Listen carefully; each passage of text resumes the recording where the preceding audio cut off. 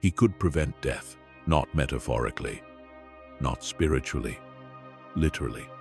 A Sith Lord who had cracked the biological mechanism of dying and learned how to stop it. A being who kept another Sith alive and dead and alive again, repeatedly, like flipping a switch, just to study what happened at the edge. And he was murdered in his sleep. That is what makes Darth Plagueis genuinely terrifying. Not the power, not the experiments. The fact that the most knowledgeable dark side practitioner in centuries, a being who understood death better than anyone alive, never saw his own coming. But that's only the surface, because the lore underneath it is so much worse. Plagueis didn't just study death. He disturbed something. He pushed against the Force itself for decades, until the Force pushed back. And what the Force created in response to him, the correction it produced to counter what he was doing, ended up becoming Darth Vader. One Sith Lord's laboratory experiments, the fall of the Republic, the death of the Jedi Order, billions of lives, all connected, all traceable back to a single obsession. This is how it happened. It started in an opera house, high above Coruscant, in a private box seat overlooking a performance of Squid Lake. The Supreme Chancellor of the Galactic Republic leaned toward a young Jedi Knight and began to speak quietly, almost gently. The way you speak to someone you want to trust you, he told a story. He called it the tragedy of Darth Plagueis the Wise. He said there was a Sith Lord, so powerful, so knowledgeable, that he could use the Force to influence the midi-chlorians to create life, to keep the ones he cared about from dying. He said this Sith Lord had taught his apprentice everything he knew.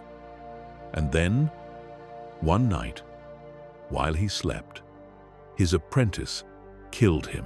The young Jedi asked if it was possible to learn this power. The Chancellor smiled and said, "Not from a Jedi. Let's slow down." Because that scene, that quiet conversation in an opera box above the lights of the most populated world in the galaxy, was not a campfire story. It was not a piece of old Sith mythology a politician had picked up somewhere and was using to manipulate a grieving young man.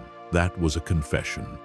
That was Sheev Palpatine, the last Sith Lord in the line of Darth Bane, describing his own master, his own teacher, the being who made him, who shaped him, who handed him the keys to everything, and whom he murdered in his sleep the moment he no longer needed him. He told Anakin Skywalker the story of Darth Plagueis as if it were a tragedy about someone else. And Anakin believed him. That is, perhaps, the most quietly devastating sentence in the entire history of the Republic's fall. Not because of what it says about Palpatine, but because of what it reveals about how deep Plagueis' shadow actually runs. Because the young man sitting in that opera box, the one being manipulated by that story, the one who would become Darth Vader and burn the galaxy down, was not simply caught in Palpatine's web. He was caught in Plagueis' web, a web that had been designed before Anakin was born, before his mother was born. A structure of manipulation so large and so patiently constructed that it had been running for over a century before the conversation in that opera box ever took place.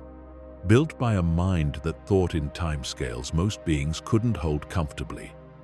Maintained by patience so complete, it had become something closer to architecture than strategy. Darth Plagueis the Wise. That title is unusual among Sith. Most Sith names describe ferocity, or pain, or ruin. Vader, darkness. Maul, suffering. Tyrannus, the tyrant who makes themselves above law. But Plagueis was called wise. That one word tells you more about the character of this particular Sith Lord than almost anything else. Because wisdom, even dark wisdom, implies a quality of understanding that goes deeper than power. That has absorbed more than just technique. That has looked at the whole system and comprehended it in ways that most never manage. Plagueis had that quality. He had it in abundance. And what he understood, more deeply than any Sith in his lineage, and perhaps any Sith in recorded history, was that the Force was not a river you simply rode.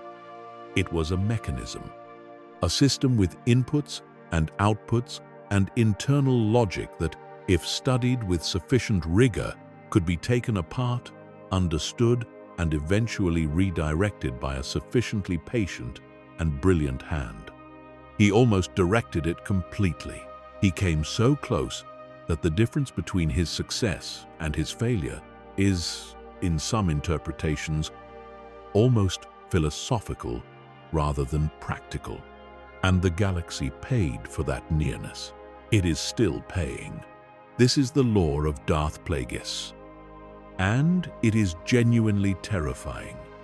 Not because of lightsabers, or force lightning, or armies. Those are the instruments.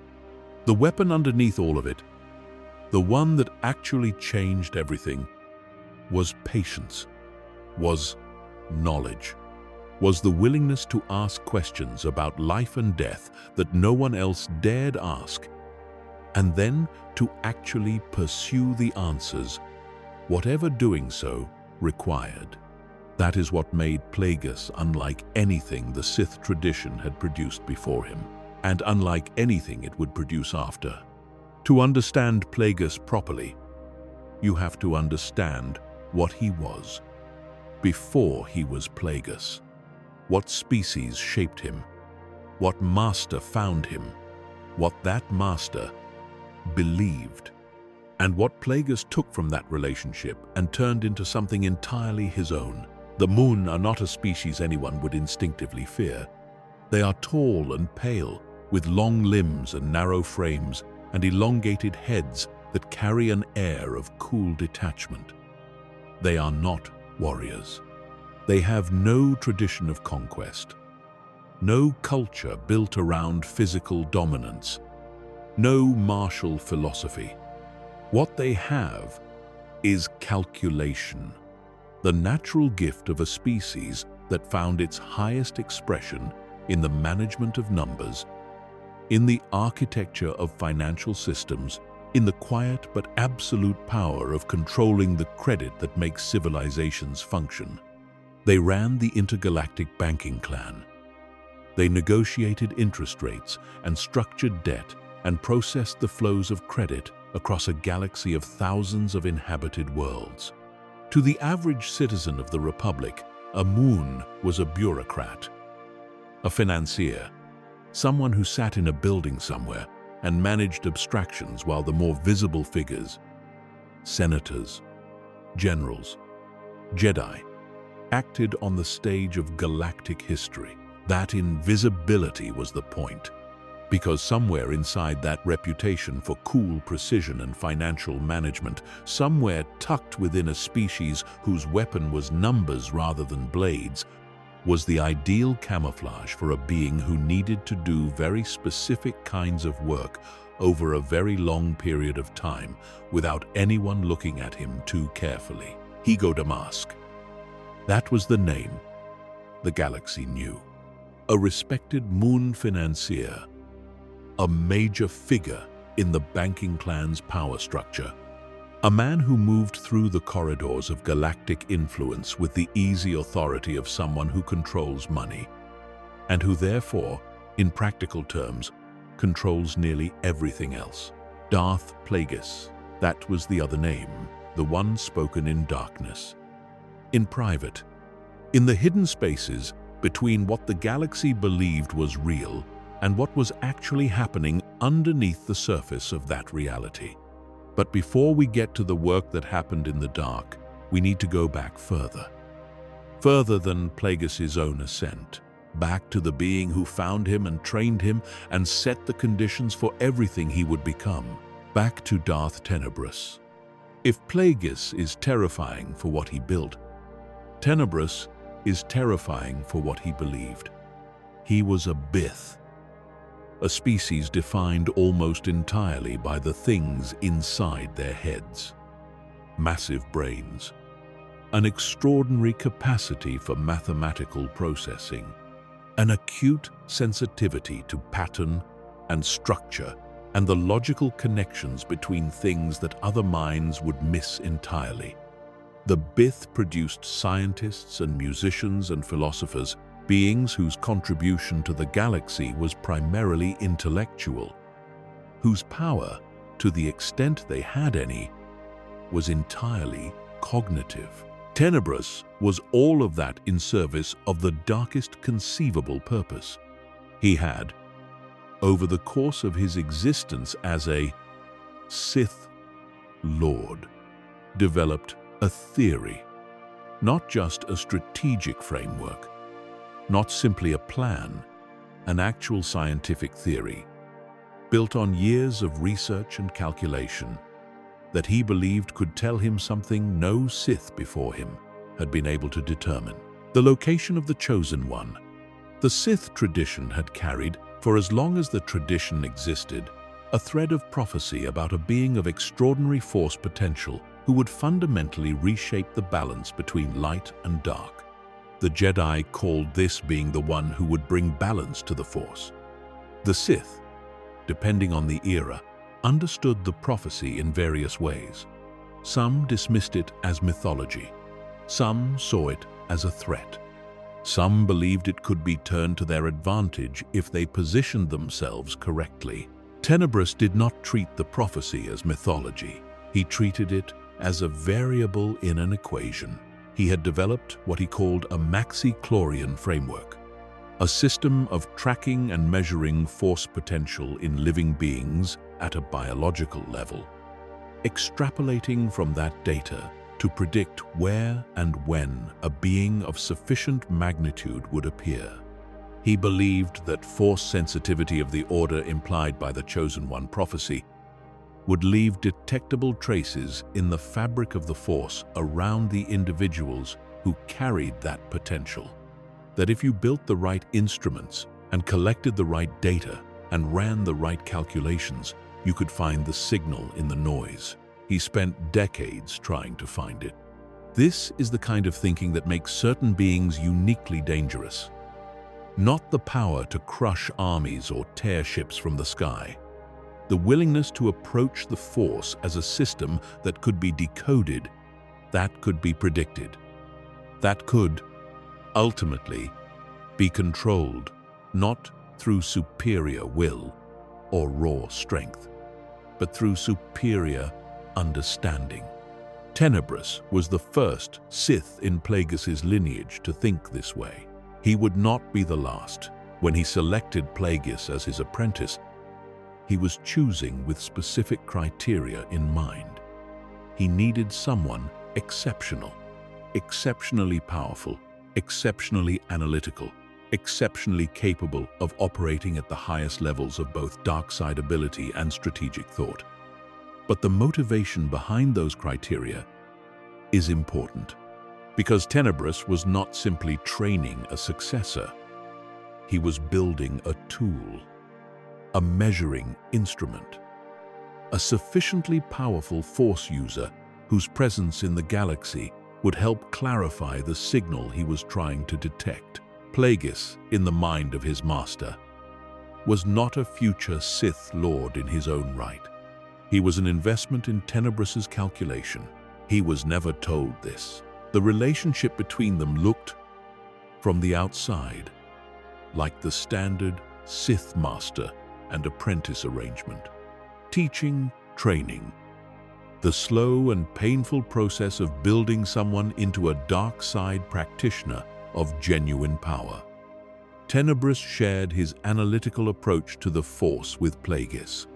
He taught him to see power, not as a feeling or a calling, but as a system, as something that obeyed rules, that responded to inputs, that could be studied and mapped and ultimately commanded through understanding rather than simply through will. That part of Tenebrous lived in Plagueis forever. It became the foundation of everything Plagueis built on top of it. The scientific orientation, the researcher's mindset, the conviction that no aspect of the Force was beyond the reach of sufficiently rigorous inquiry. He took that gift from his master and eventually developed it into something Tenebrous himself could never have imagined. But Plagueis, even as he absorbed everything his master offered, was never going to be content as someone else's instrument. He had his own orientation, his own particular darkness, his own specific hunger, sharper and more personal than any prophecy about a chosen one that had been building since long before Tenebrous found him. Plagueis was afraid of death, not in the ordinary way that most beings carry that fear somewhere beneath their daily existence, managing it, accommodating it, eventually making some kind of peace with it. Plagueis's fear of death was not a background noise. It was a consuming, organizing obsession that he had converted through the force of his extraordinary intellect into a research agenda. He wanted to understand death the way a physician understands disease, not to accept it, not to transcend it through mystical means or spiritual elevation, to comprehend the mechanism, to find the precise point at which biological existence tips into non-existence, and then to learn how to prevent that tipping from ever occurring. This is the obsession that would eventually make him the most dangerous being in the galaxy. Not dangerous in the way a warlord is dangerous. Dangerous the way a question is dangerous. When the question is pursued by someone brilliant enough to find an answer and willing enough to do whatever the answer requires. The death of Darth Tenebrous happened on a world called Baldemnik. They were there together, master and apprentice, investigating a deposit of cortosis ore. Cortosis is a remarkable mineral. It has the specific and extremely useful property of interfering with the energy matrix of lightsaber blades on contact. A lightsaber that strikes cortosis shuts down.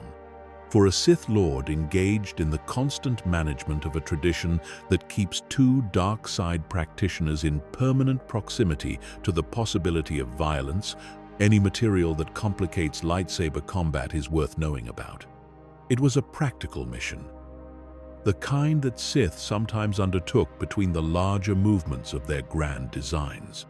What happened in that cave was one of the most consequential moments in the galaxy's history.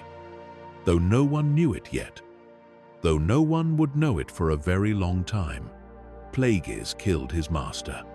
This is what Sith apprentices do.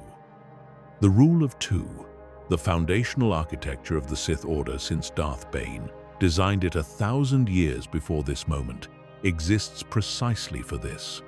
The apprentice learns from the master. The apprentice grows stronger. The apprentice eventually becomes strong enough that the master is no longer the most powerful Sith alive. And in that transition, there is a reckoning. The tradition demands it. The philosophy underlying the tradition demands it.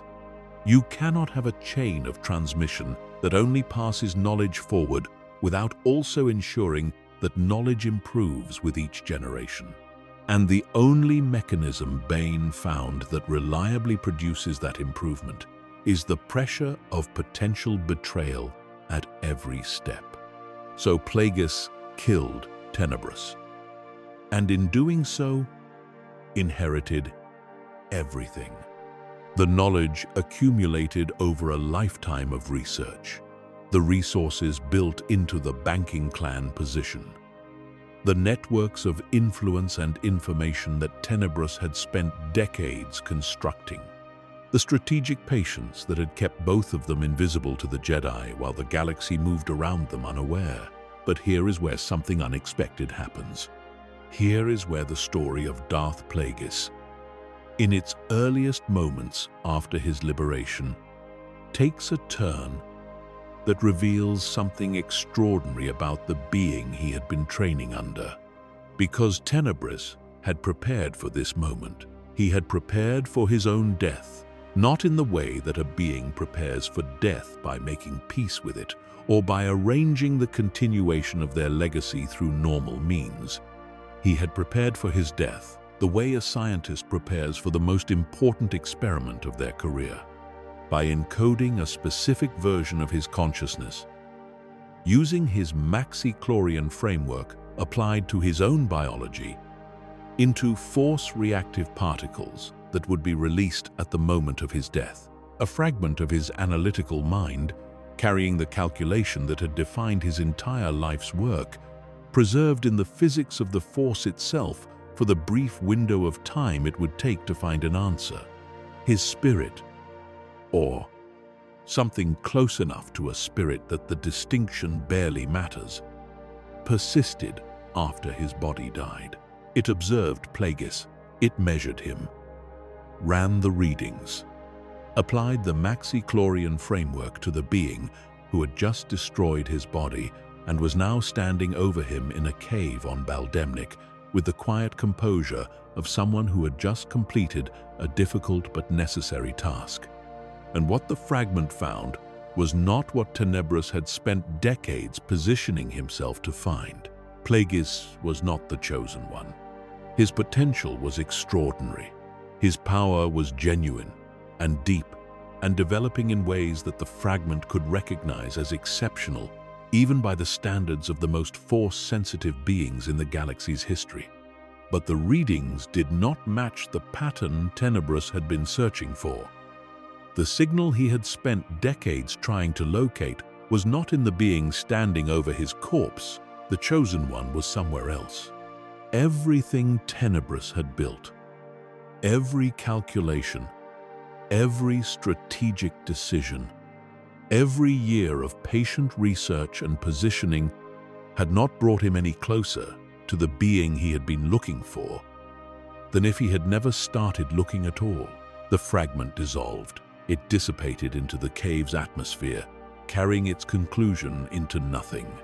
And Plagueis walked out of that cave without knowing any of it had happened, without knowing that his master had attempted to convert his own death into a data point, without knowing that the greatest obsession of Tenebris's existence had just been quietly invalidated in the dark of a mineral deposit, while Plagueis was already thinking about what came next. He walked out of that cave free in a way he had never been free before, free of a master whose motivations he had only partially understood, free to pursue his own obsessions now, without direction from above, without the structuring presence of someone else's agenda, shaping the conditions of his research. And his obsessions were so much more specific than prophecy. Plagueis didn't want to find the chosen one. He wanted to make the chosen one irrelevant. He wanted to solve death, not cheat it, not work around it, not find some mystical alternative to it that allowed the self to continue in some diminished or altered form. Solve it. The way you solve a mathematical problem by finding the actual answer that makes the question no longer open. By achieving an understanding of the mechanism so complete that you could simply prevent the mechanism from operating. That was the goal. And now, with no master above him, and no obligation to anyone else's research agenda, he could pursue it without limit.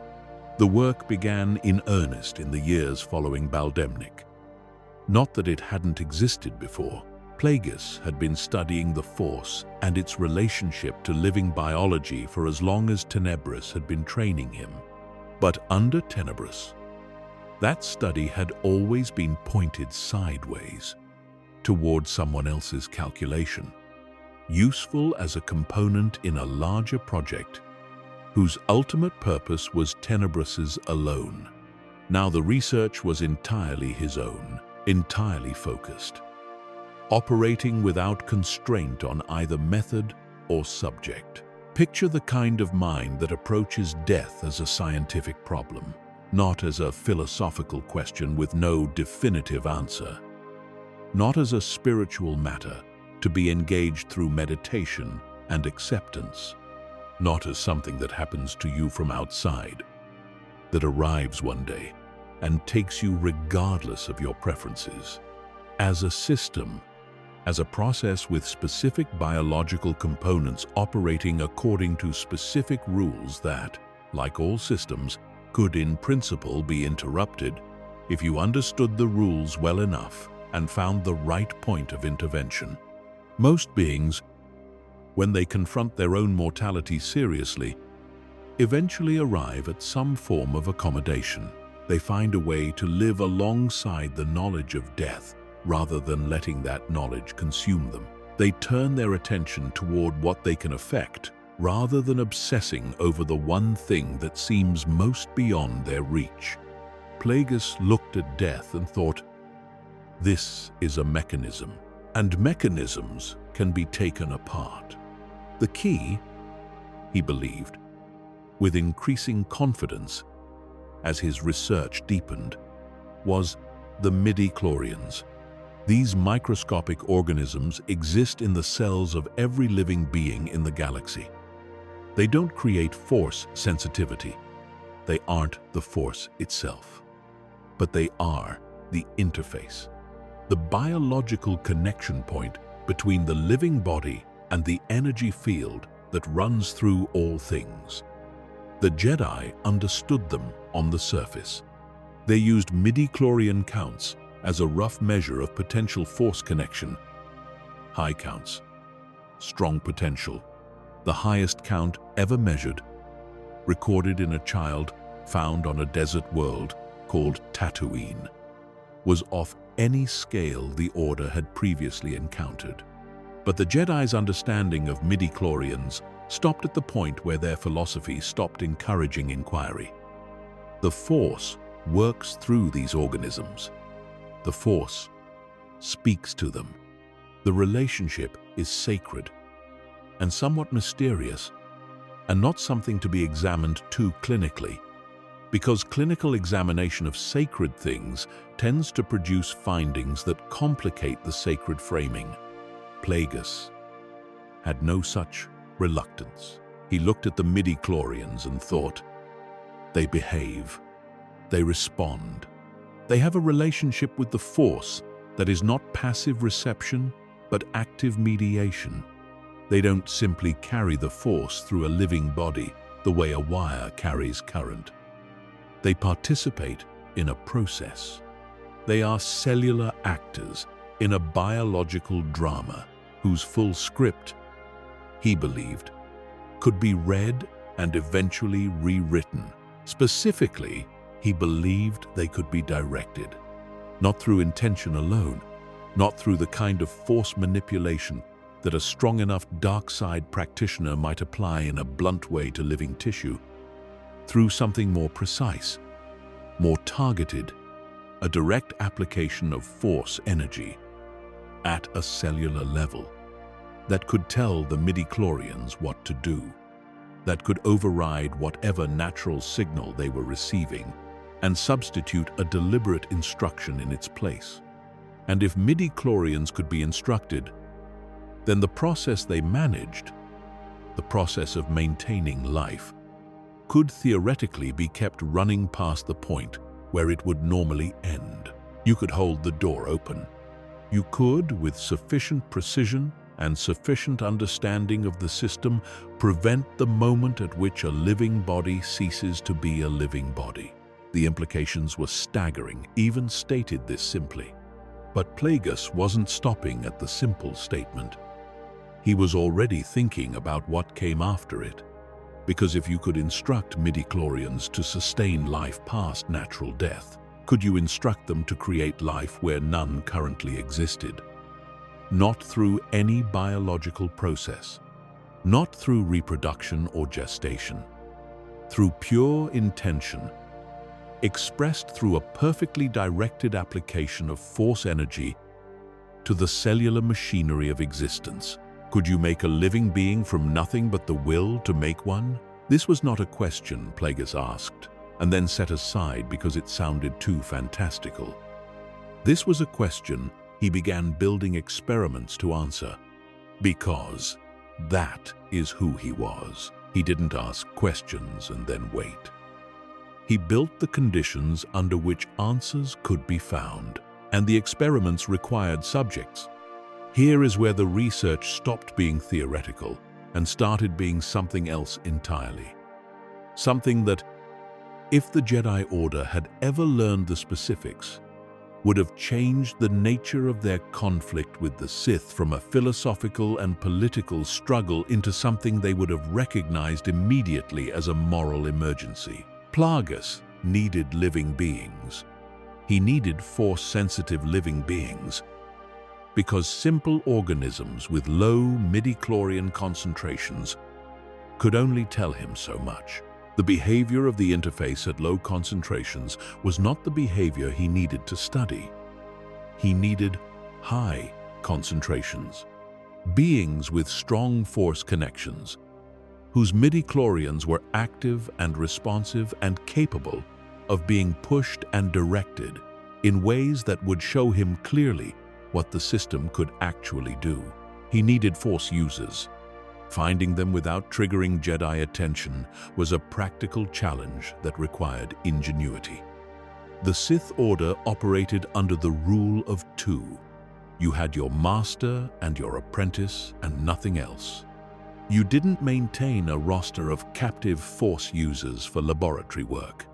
The disappearance of force-sensitive individuals in any organized pattern would eventually register with the Jedi Order, whose members were trained to notice exactly this kind of disturbance in the living force. Plagueis found a solution that was elegant in a way that made it deeply disturbing the more closely you examined it. He maintained what he called, in his own private taxonomy, additional contacts, force users he had identified and cultivated through carefully managed relationships that stopped just short of formal Sith apprenticeship. Beings who believed they were receiving training, or tutelage, or access to knowledge they couldn't obtain elsewhere, who had been brought into proximity with Plagueis through a process of gradual revelation that seemed, from inside the experience, like being uniquely recognized and valued, and who were also, without their full understanding of this, serving as experimental subjects. One of the most important of these was a being known as Darth Venomous. Venomous had not been found by Plagueis directly.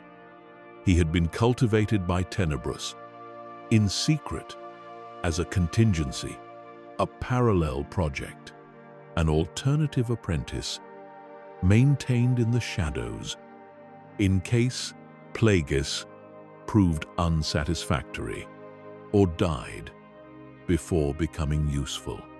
This is a deeply telling detail about the nature of the relationship between Tenebrous and Plagueis. A master who trained a backup apprentice was a master who did not fully trust his primary investment, who hedged, who kept a second option running just in case. Plagueis discovered the existence of Venomous after Tenebrous's death. He had a choice about what to do with him. The obvious answer was execution. Venomous was a trained force user with Sith knowledge and no formal allegiance to anyone now that Tenebrous was dead. He could have ambitions, could see himself as a legitimate alternative successor, could become a threat.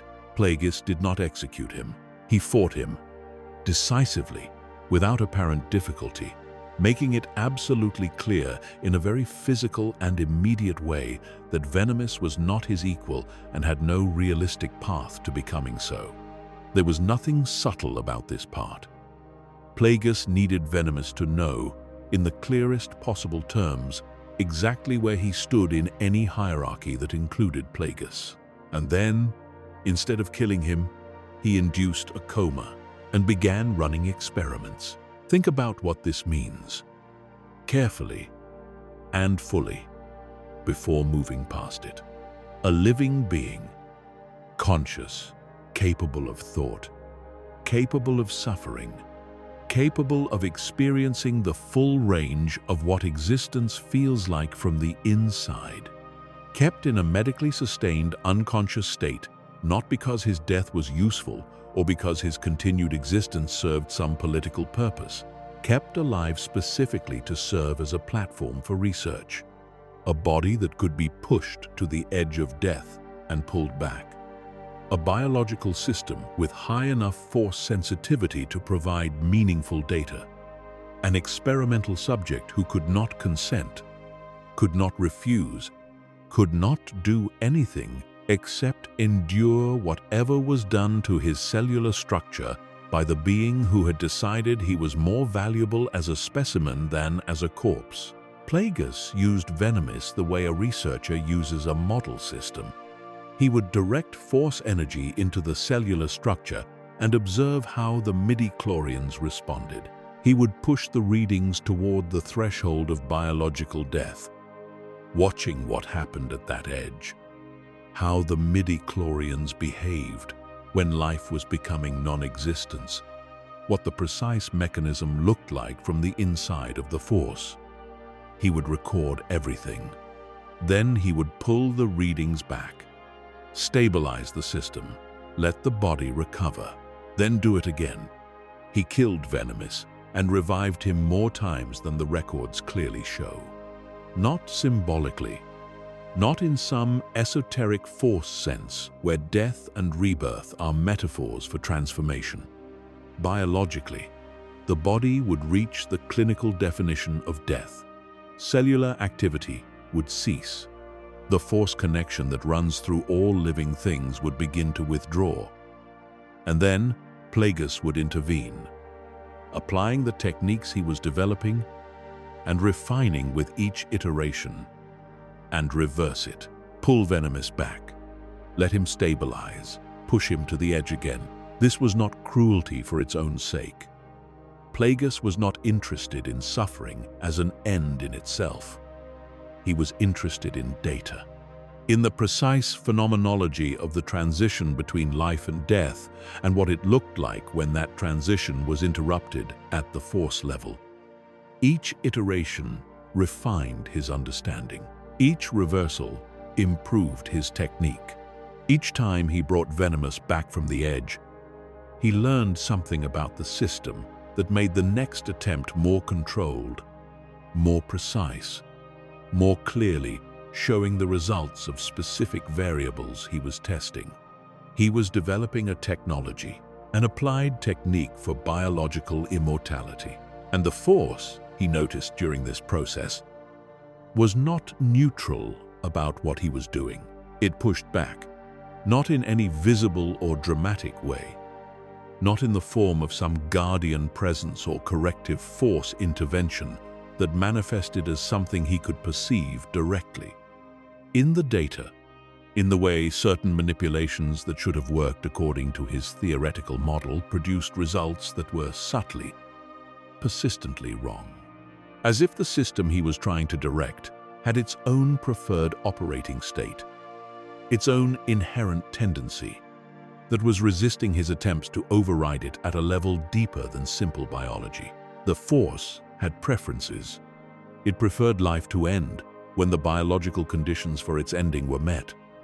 It preferred not to sustain existence past those conditions at the instruction of an external intelligence, however sophisticated. It registered his interventions and exerted counterpressure. Plagueis found this fascinating rather than discouraging. If the force had preferences, those preferences were simply another variable, another input that could be mapped and eventually worked around. You did not need to fight the current if you understood the river well enough to find the channel it missed. He noted the resistance and kept working. Years passed this way. The public-facing Hego Damask attended financial summits on Coruscant and negotiated treaty structures and managed the banking clan's influence across dozens of star systems. He sat in rooms with powerful figures and discussed credit and debt and the infrastructure of economic civilization with the calm authority of someone who understood these systems completely. And in the private hours, in the hidden facility where Venomous lay suspended between life and death and life again, the technique improved. He diversified his approach. He studied midi-chlorian behavior across different species, different force sensitivities, different biological architectures. He examined the edge of death from multiple angles. He built models of what was happening at the cellular level and tested those models and revised them and tested again.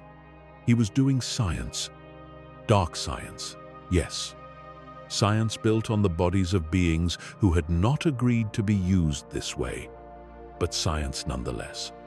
Rigorous, systematic, cumulative, the kind of work that builds real knowledge rather than simply the appearance of it, and it began to produce results. The breakthrough, when it arrived, was not a single dramatic moment of revelation. It never is in real research.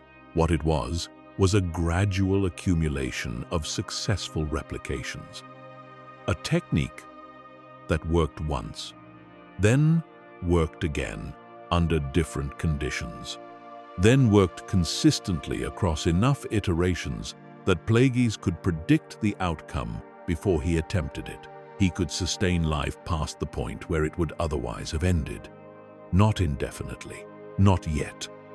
Not with the precision that his long-term ambitions required, but with enough consistency to be called genuine control rather than fortunate accident. He could take a living system at the threshold of biological death and hold it there, or pull it back. The midi-chlorians responded to his directed force energy with a reliability that, while not yet perfect, was real enough to represent something unprecedented in the history of dark side knowledge. Every Sith tradition before him had worked around death, had accepted that the body would eventually fail, and tried to preserve something from the aftermath. Essence transfer, consciousness storage in holocrons, possession of other bodies.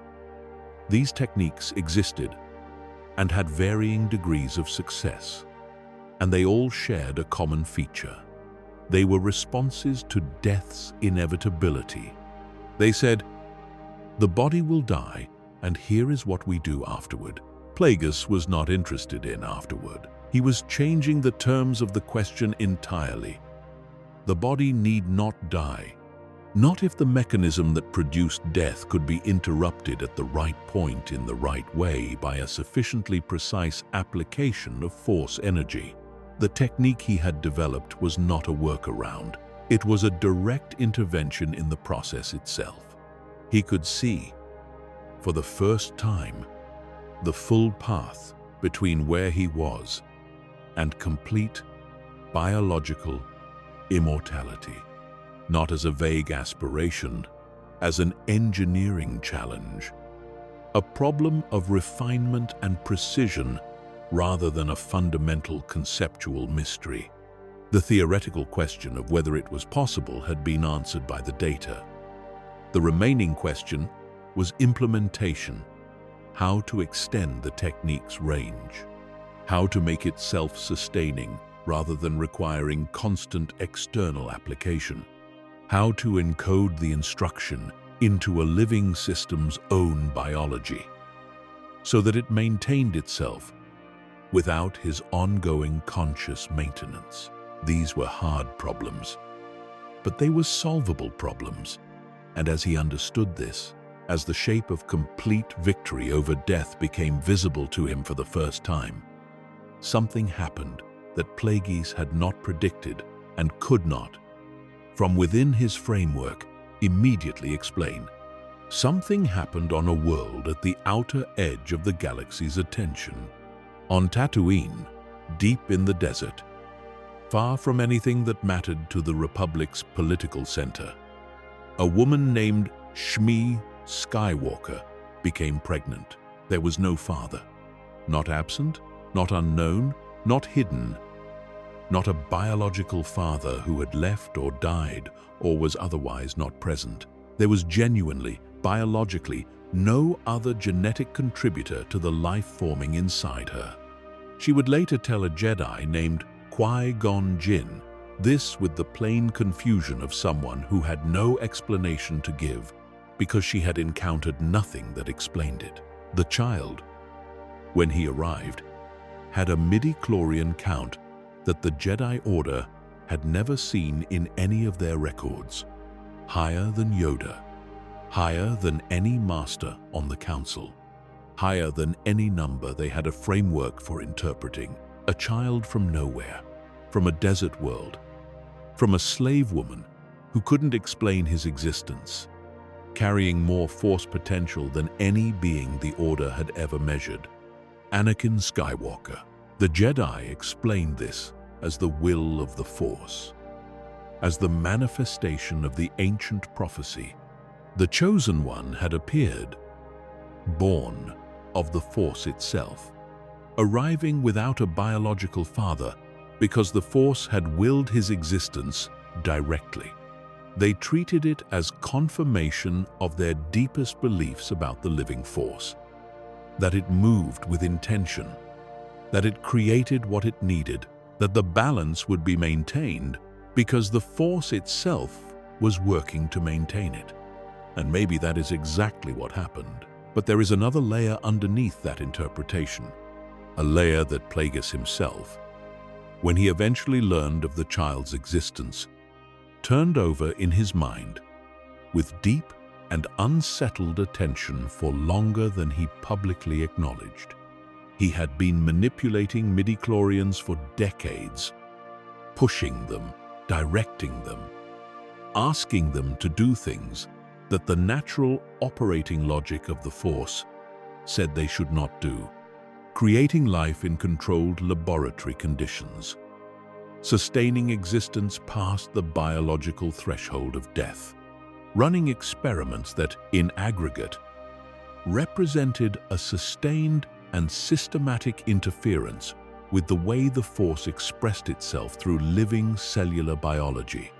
And the Force, throughout all of this, had been pushing back. He knew this. He had noted it in his data. The resistance, the counterpressure, the way the system maintained its own preferred operating state against his attempts to redirect it. But what if the Force's response to interference was not only resistance? What if interference on a sufficient scale, maintained over a sufficient period of time, could also produce something more active than simple counterpressure?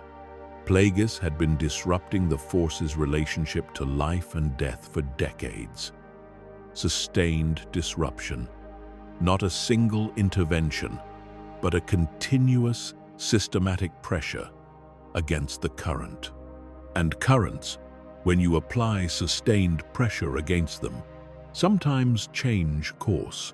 What if the Force, registering what he was doing as a disturbance in its fundamental operating balance, had produced a corrective response? Not a deliberate, conscious response, not a decision made by some guiding intelligence that runs through all things, but a systemic response. The way a physical system under sustained external pressure will eventually shift its equilibrium point. The way an ecosystem under chronic disruption will produce adaptive responses that weren't present before the disruption began. And the correction was Anakin, a being of such extraordinary Force potential that the disruption Plagueis had been causing could, in principle, be addressed. The balance that he had been systematically undermining could, in principle, be restored, or not restored, destroyed and rebuilt from a completely new foundation. Depending on who you asked and which version of the prophecy they were reading, Plagueis could not determine, with the certainty he usually demanded of his conclusions, whether this interpretation was correct. He could not say definitively that his experiments had caused Anakin, but he couldn't dismiss it either. The timing was suggestive.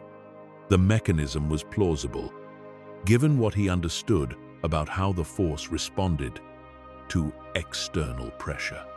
And the nature of what Anakin was, a being of unprecedented power born without biological cause, matched the kind of thing you would expect to see if the Force was producing a corrective response to something that had been pulling at it for a very long time.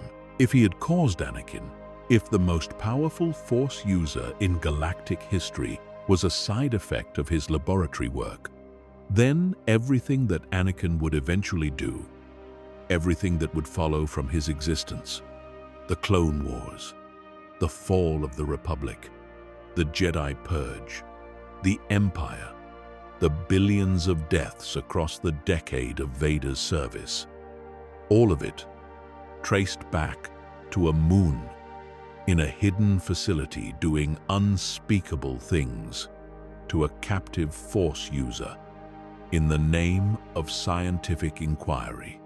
Plagueis thought about this for a long time. He kept his thoughts to himself. He had more immediate work to do.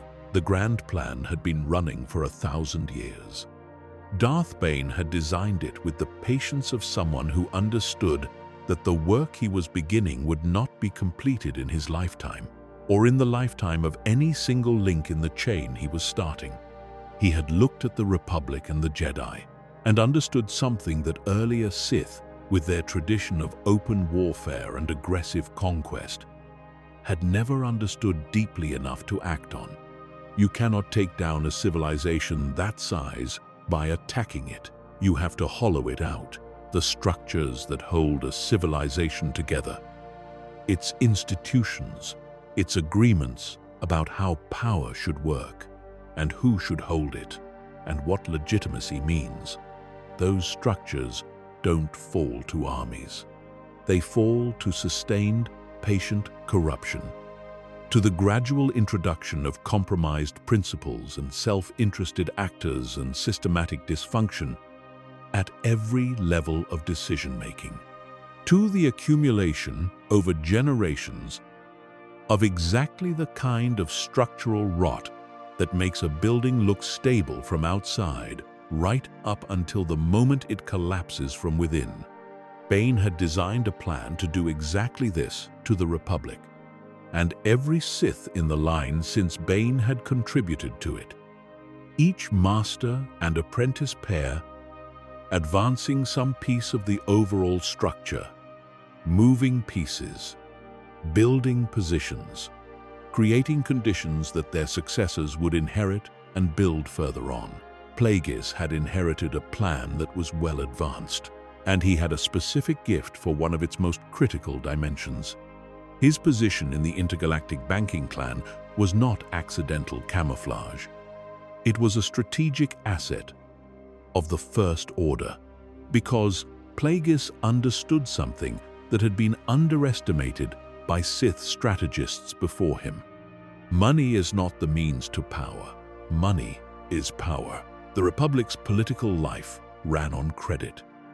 Campaigns were funded by credit.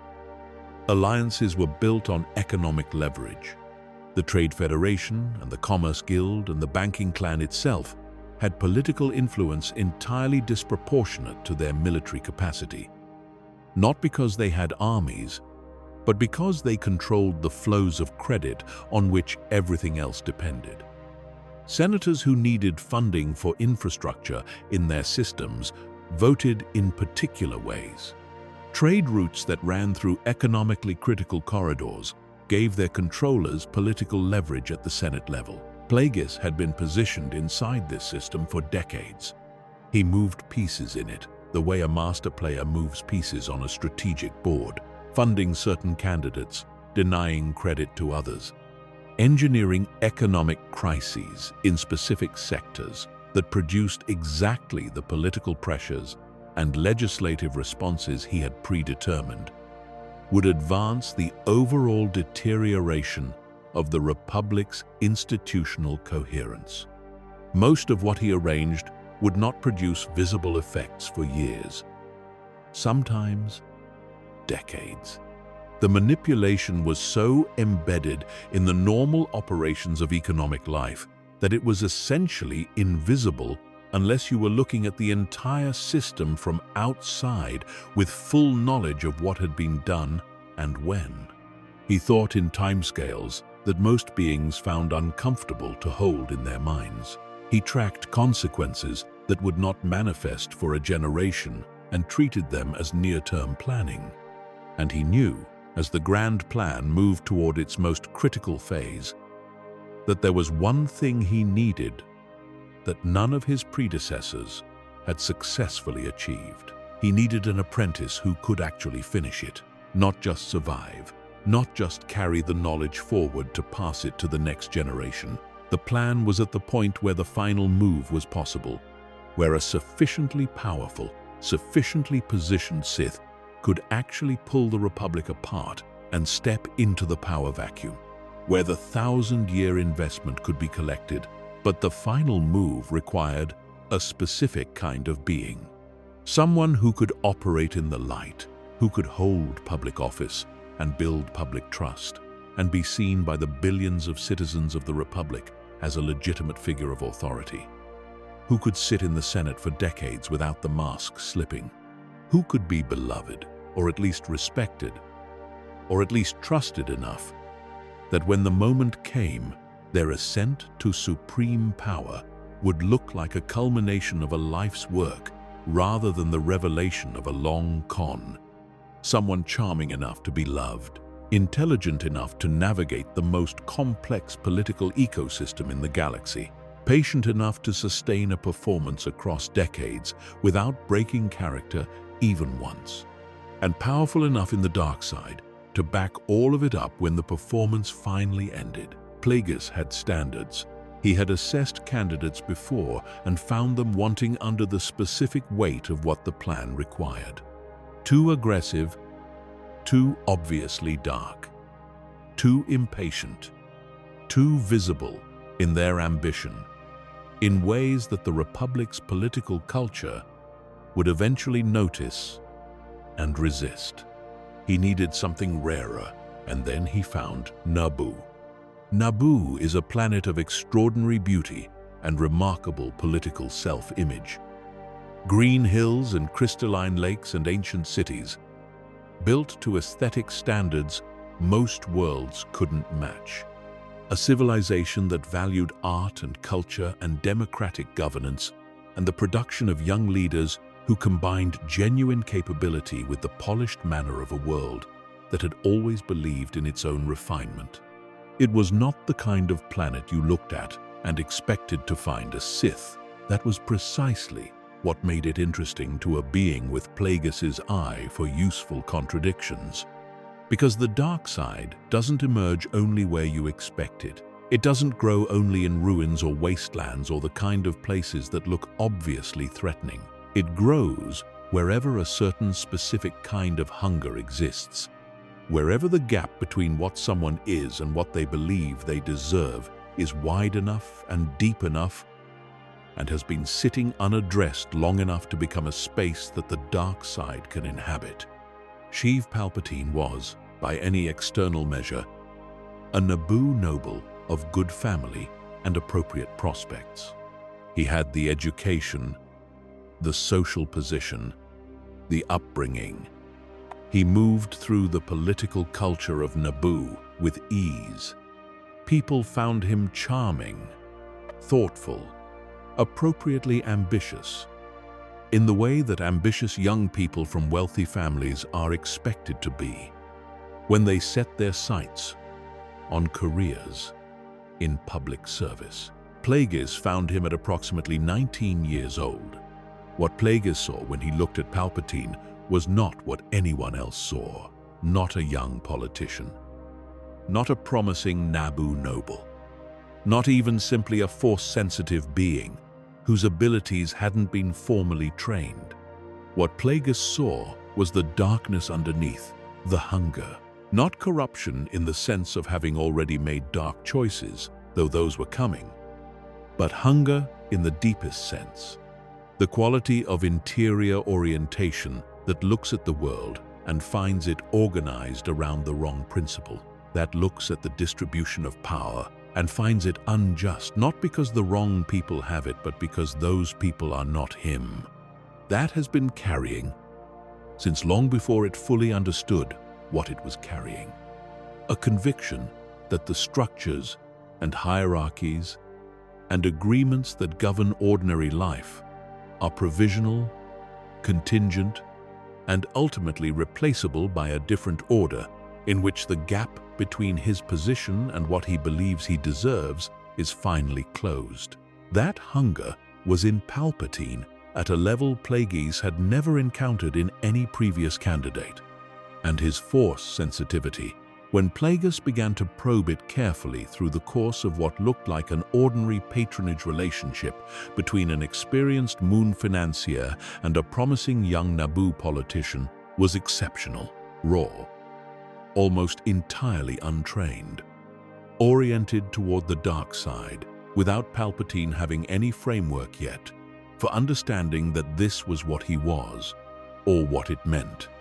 He had spent his entire life feeling subtly out of alignment with the world around him, slightly more aware than the people beside him, slightly more impatient with the gap between what things were and what they should be, which in his internal calculus always resolved to what they would look like if the right person were making the decisions.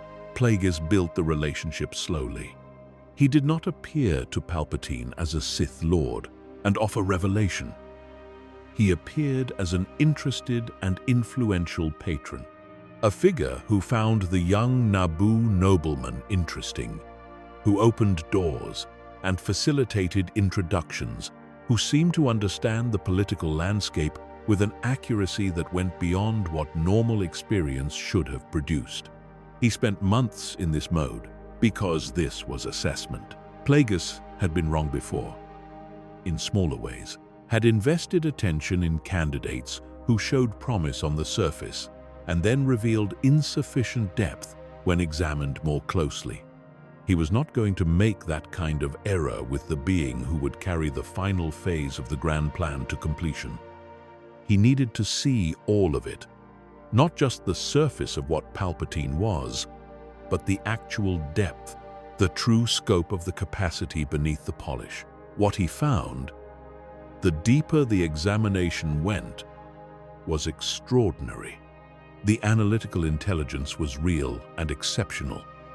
Palpatine could hold multiple levels of a situation simultaneously, could track the visible surface of things and their invisible structural underpinnings at the same time, could project the consequences of present conditions into the future with an accuracy that suggested genuine, strategic genius. His capacity for reading people was extraordinary in a way that went beyond intelligence. He understood what people wanted and what they feared, and how those two things were related, and how both of them could be used, not as abstract knowledge, but as operational skill, as something he deployed naturally, in real time, in the middle of conversations, without appearing to do anything other than simply paying close attention. And his Force sensitivity, when Plagueis finally assessed it fully, was not just exceptional. It was the kind of thing that only comes along very rarely. The kind that, properly trained, properly channeled, properly directed by a teacher who understood both what it was and what it needed to become, could produce a dark side practitioner of genuinely historic power. Plagueis waited until he was certain, completely certain, and then he told Palpatine what he was. Not just what Palpatine was in terms of Force ability, what the Sith were, what the Rule of Two meant, and why it existed, and what 1,000 years of the most patient conspiracy in the galaxy's history had been building toward. What role, specifically, the being sitting across from him could play in bringing that plan to its conclusion. what it would cost, what it would require, what kind of being you had to be willing to become. He laid it out with the same precision he brought to everything else. Palpatine did not recoil. He did not need time to consider. He did not have reservations that required careful addressing or fears that needed to be managed. He looked at what Plagueis was describing and understood immediately. With a clarity that confirmed for Plagueis everything he had suspected and hoped, that this was what he had always been oriented toward, without ever having a name for the orientation. The darkness had found the one being in the galaxy who could take it to its conclusion, and Plagueis had found his instrument. What followed was not simply a Sith master taking on an apprentice in the traditional sense of that relationship. It was something more precisely calibrated than that. The grand plan required Palpatine to be publicly visible, to have a career, a history, a reputation that would be built over decades in full view of the Republic's political culture. He could not disappear into Sith training and emerge years later changed and unexplained. The political life and the dark side training had to run simultaneously, woven together, each serving the other. Plagueis managed this with the same organizational sophistication that characterized everything he did. In public, Higo Damask was a patron, an experienced and influential figure who recognized exceptional promise in a young Naboo politician and opened doors and provided guidance in the way that wealthy patrons sometimes do for talented younger figures in political life. There was nothing unusual about the relationship from the outside. It looked like what it was designed to look like. In private, Plagueis was teaching Palpatine the dark side in a way specifically calibrated to his nature, not the explosive, passion-driven approach that some Sith traditions favored. The calculated approach, the analytical approach, the framework in which the Force was a system with inputs and outputs. Power was a mechanism that obeyed comprehensible rules, and the gap between the Jedi's self-imposed limitations and the Sith's willingness to understand power completely was not a moral distinction, but a practical one. The Jedi surrendered. They released. They subordinated their own will to something outside themselves. They called this enlightenment. The Sith refused to subordinate. They took hold. They refused to accept that power was something to be served rather than commanded. They called this clarity. Palpatine absorbed this framework, not as something imposed on his existing worldview, but as a revelation of what his existing worldview had always been trying to articulate. He was a rapid student, faster than any previous apprentice Plagueis had assessed. Not just in technical force ability, though that developed quickly, and in directions that confirmed the exceptional nature of what Plagueis had identified in him. In the deeper integration, in the way the Sith understanding of power and the Force and the nature of everything became not just knowledge Palpatine had acquired, but the actual structure through which he experienced reality. And Palpatine had something that Plagueis, for all his centuries of accumulated wisdom and extraordinary power, did not have in the same measure. He had the ability to make people feel that he understood them completely and cared about what they needed and was uniquely positioned to provide it, not through force manipulation, though he was developing that skill as well. Through the specific quality of attention that makes a person feel in the presence of the one giving it, that they are seen and valued and interesting in a way that most of their interactions have never quite produced. The politician's rarest gift, the ability to make every person in a room feel like the most important person in it. It was performed. Plagueis knew it was performed. Palpatine knew it was performed. but it had the quality not of performance but of genuine attention. Because Palpatine's understanding of what people needed was genuine, even if his interest in providing it was purely instrumental.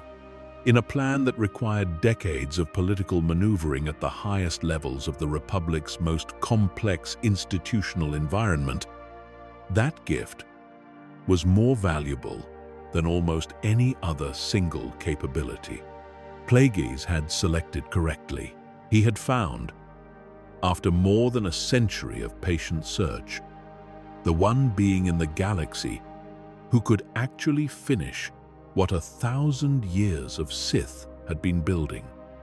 And now, with his apprentice established and his research producing its most significant results, the two of them began to move together toward the conclusion that Darth Bane had designed for a successor he would never live to see.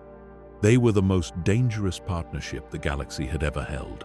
They just didn't look like it from outside. From outside, they looked like a wealthy Muun financier and a rising Naboo politician. Two unremarkable figures in a galaxy full of powerful institutions and visible conflicts, and much more obviously dramatic stories. That was the point. That had always been the point. The deepest threat is never the one you're looking at. It's the one you haven't thought to look for. Plagueis had spent over a century ensuring that no one looked. And in that unseen space, the architecture of everything that was about to happen was already complete. The only thing left was to pull on the right thread and watch the whole structure of the Republic come down.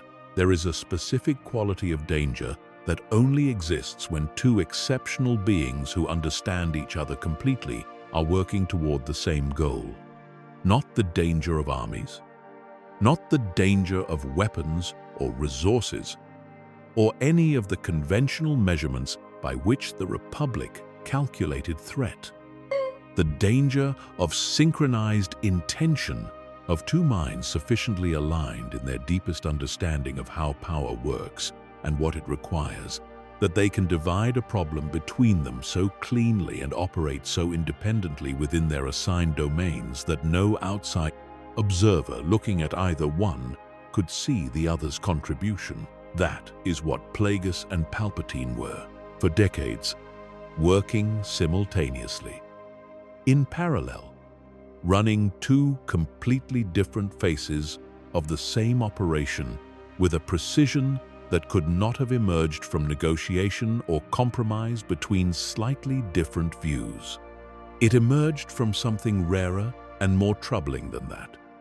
It emerged from two beings whose foundational understanding of the galaxy's operating logic was identical at the deepest level. They both knew what power actually was, and they both agreed on what to do with it. Plagueis managed the structural layer.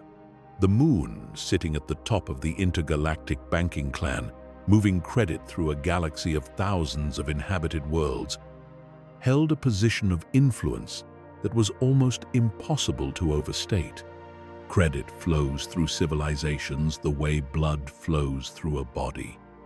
Cut off the blood to a specific organ, and the organ dies. Redirect the flow toward a different structure, and that structure grows. Do this systematically across enough organs, over enough time, and you don't have the same organism anymore.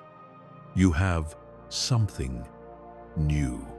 Something that has been, without a single dramatic moment of transition, reshaped from the inside, while its exterior presentation remained constant. Plagueis had been doing this for the better part of a century. The specific interventions took forms that would have appeared to any ordinary financial analyst as routine institutional decisions. A credit line extended to this planetary government, a debt restructuring arrangement that changed the leverage position of that corporate entity, a trade route financing agreement that gave the banking clan an interest in the success of specific shipping lanes over others, a series of investment decisions that, taken individually, looked like normal portfolio management and, taken together, represented a systematic transformation of which power centers in the Republic could sustain themselves financially, and which ones were being quietly starved of the resources they needed to function. No single decision was dramatic enough to notice. The pattern required seeing all of them simultaneously, from outside the system, with full knowledge of the intent behind each piece. No one had that vantage point. The Jedi were not economists. The Republic Senate was not equipped to audit the operational logic of the banking clan's internal decision-making. The only beings in the galaxy who understood both the financial architecture and its dark side purpose were the two Sith Lords who had built it together, and Palpatine, in his domain, was doing something structurally parallel. The Senate is a different kind of system than a financial institution. Its currency is not credit, but relationship, alliance, obligation, trust, carefully constructed and strategically deployed. The beings who navigate it most effectively are not those with the most transparent and principled positions, but those who understand, at a level deeper than most of their colleagues, that the Senate's visible processes are the surface layer of something more ancient and more human underneath.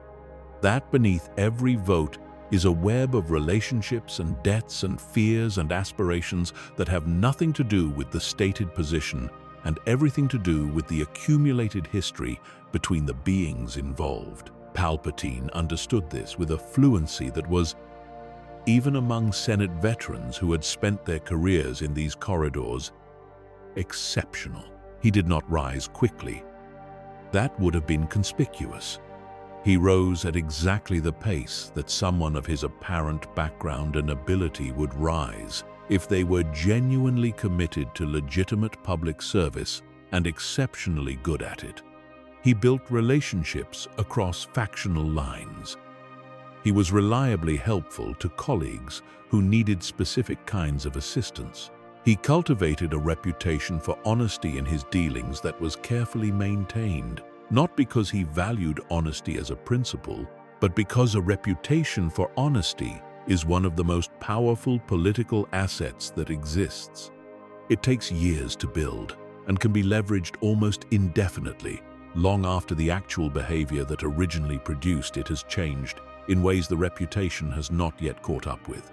He was patient in a way that the Senate's culture did not expect of someone with his level of ability.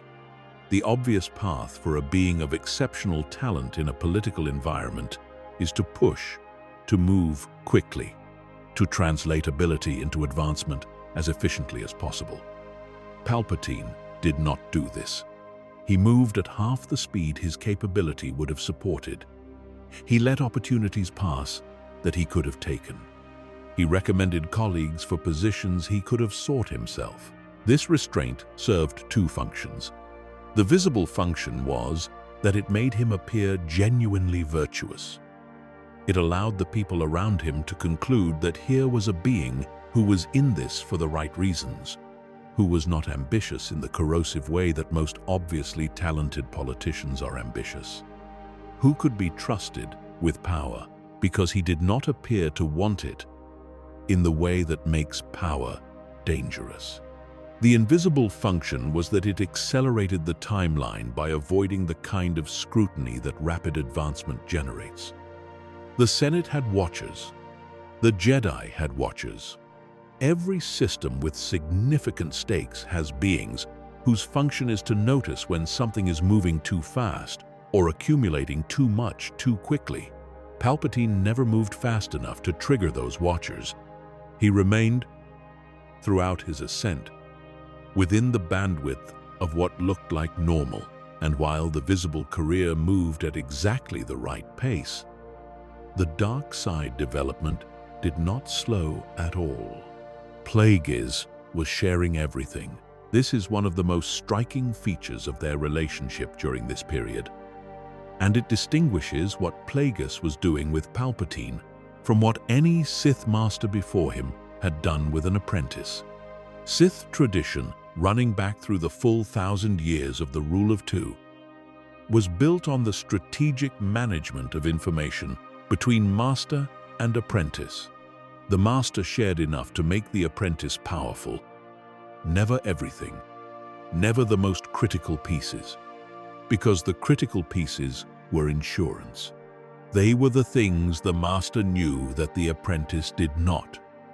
And that gap in knowledge was one of the structural supports that kept the master alive. An apprentice who knew everything the master knew had no remaining reason to tolerate the master's continued existence. Plagueis did not operate this way. He shared the research.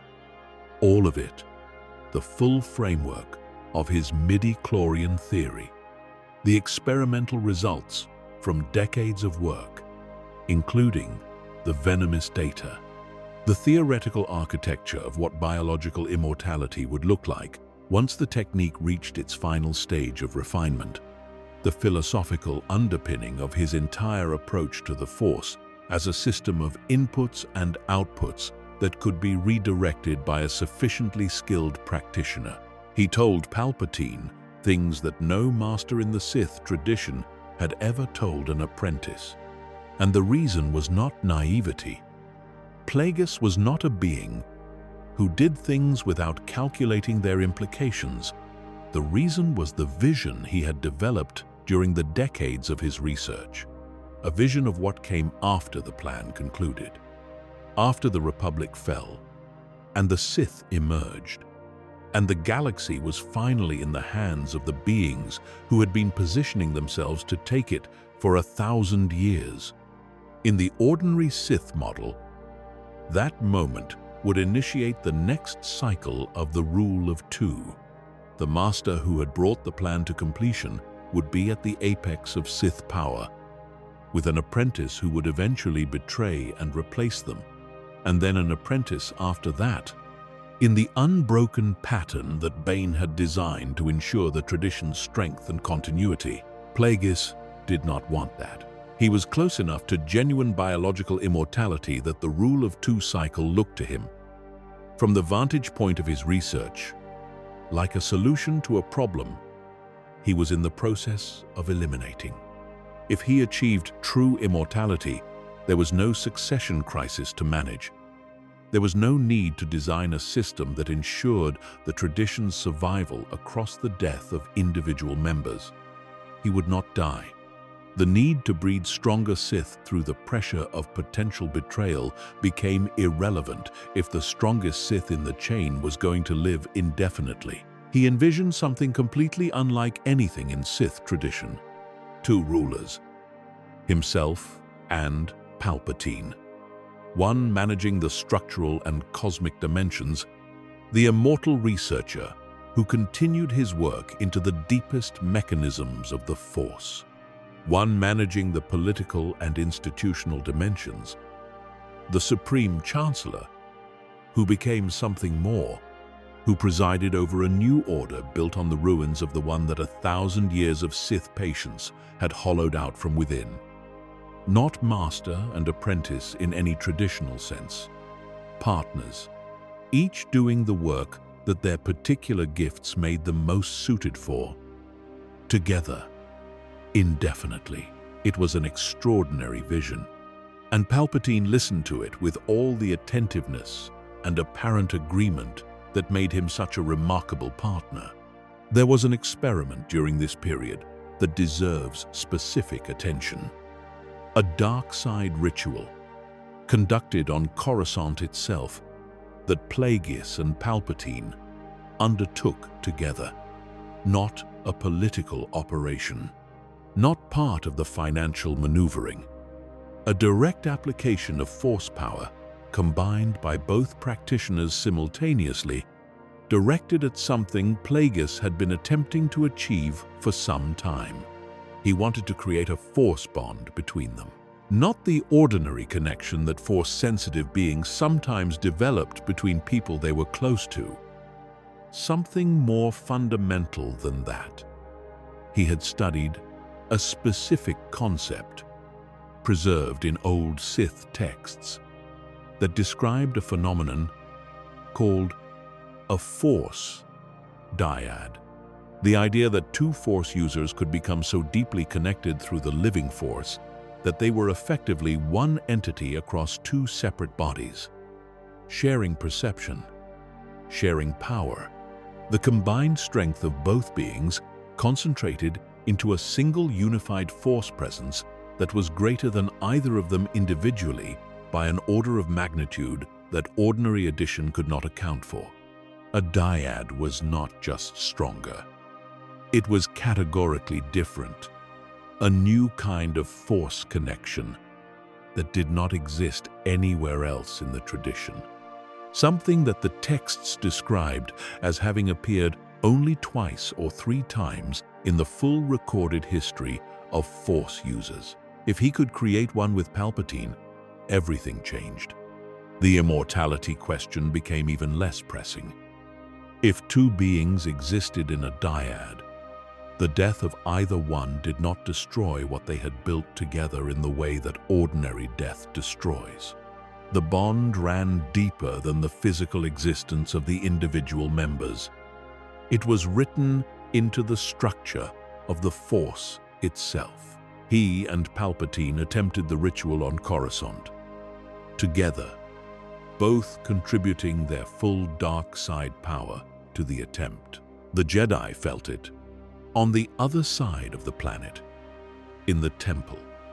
Across the distance and the enormous noise of the most populated urban environment in the galaxy, something registered. A dark side concentration so intense and so unusual that it could not be explained by any of the routine ambient darkness that any city of that scale produces simply through the density of ordinary suffering and desperation and ambient cruelty that is always present in any large enough population. This was different, deliberate, focused, coming from somewhere specific, though the Jedi couldn't locate the source precisely enough to act on it. What they registered was a vergence, a gathering of Force energy unlike anything they had felt on Coruscant in 1,000 years. Something had happened in the dark side that was significant enough to penetrate the ambient noise of the capital city and reach the temple's most sensitive presences. They noted it, they discussed it. They could not explain it or locate it or determine what had caused it. And then it passed, and no immediate consequence followed, and the moment was filed alongside all the other unanswered questions that the Jedi accumulated during this period. Questions that, had any one of them been answered correctly, might have changed everything. But none were. The ritual itself failed. The dyad did not form.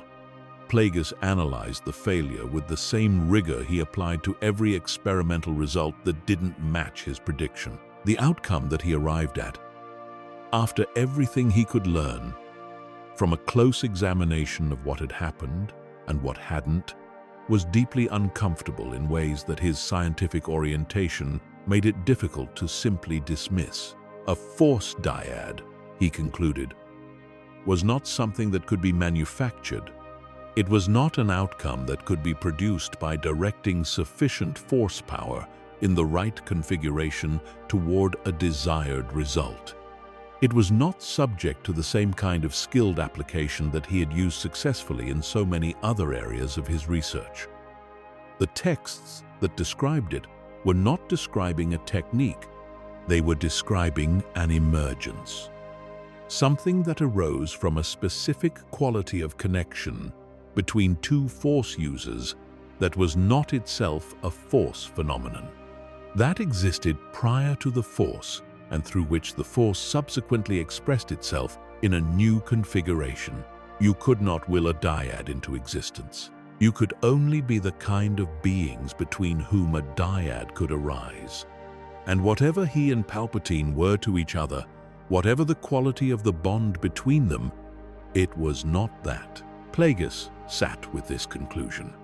It told him something about the nature of the force that his framework had not previously accommodated, that there were specific things it would do only in response to specific conditions that were beyond the reach of deliberate manipulation, that certain outcomes required a quality of authentic connection, of genuine rather than instrumental relationship, that his way of moving through the world was structurally incapable of producing. He did not share the full depth of this conclusion with Palpatine. He noted that the attempt had been unsuccessful and indicated that the theoretical basis required further investigation. He moved on. The grand plan was advancing on multiple fronts and required attention that the dyad question, while important in the long-term theoretical structure, could not claim exclusively. But the failure registered at a level that didn't disappear, because Palpatine also drew conclusions from the failed experiment. His conclusions were different from Plagueis's, more focused on what the failure revealed about his master's framework rather than what it revealed about the Force. He had watched Plagueis attempt something with absolute conviction in the theoretical basis, and he had watched the attempt produce nothing. The most knowledgeable Sith in centuries, with decades of successful research behind him, had directed his full power at a specific outcome, and the Force had simply declined to cooperate. This was filed. It would be relevant later. The years moved forward with the quality they always have in the middle section of a very long plan. The pieces are in position, the direction is clear, but the end point is not yet visible from where you stand. You continue the work. You maintain the systems. You watch for the moment when conditions shift enough that the next major move becomes available. Plagueis watched the Republic deteriorate with the satisfaction of a craftsman observing work he has spent decades on, finally showing the results he intended. The dysfunction he had been engineering was visible now, not to anyone who understood its cause. The visible diagnosis was always the same. The Republic had grown too large and too complex and too internally divided to govern effectively. Its institutions had become sclerotic.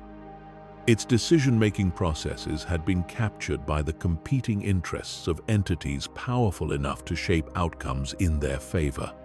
The Senate was gridlocked in ways that genuine crises could not break through. Trust in the Republic's capacity to function was eroding across thousands of member systems. This was the diagnosis. The real diagnosis was simpler. The Republic's financial infrastructure had been systematically undermined. The political alliances that had previously given the Senate enough cohesion to function had been quietly disrupted. The entities that should have had aligned interests in the Republic's continued effective functioning had been, through careful manipulation of their economic circumstances, given reasons to prefer an alternative arrangement. None of the beings experiencing this dysfunction knew it had a designer. They were experiencing the effects of an architecture they couldn't see and therefore couldn't address.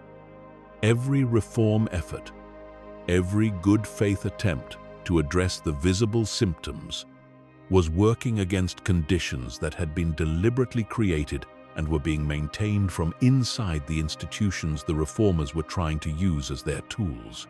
It was like trying to drain a flooding room by using a bucket that had a hole in it that you hadn't discovered yet. The system resisted correction, not because the problems were inherently intractable, but because the problems had been designed to resist correction. This is what Plagueis had built, not dramatically, not through any action that, taken alone, looked like an act of sabotage against the civilization it was dismantling. Through 1,000 small decisions over 100 years that added up, in aggregate, to the most effective act of civilizational destruction in the galaxy's political history. And now, the moment was approaching where the destruction would be complete enough to move to the next phase. The Trade Federation had been positioning itself for years, not through its own strategic intelligence, which was genuine but limited, but through guidance that had reached it from a direction it didn't fully understand. Palpatine, as Darth Sidious, had been managing the Federation's most senior leadership through communications that carefully obscured the full scope of who was directing them and why. What the Federation understood was that a powerful figure with deep political connections had a plan that would benefit them.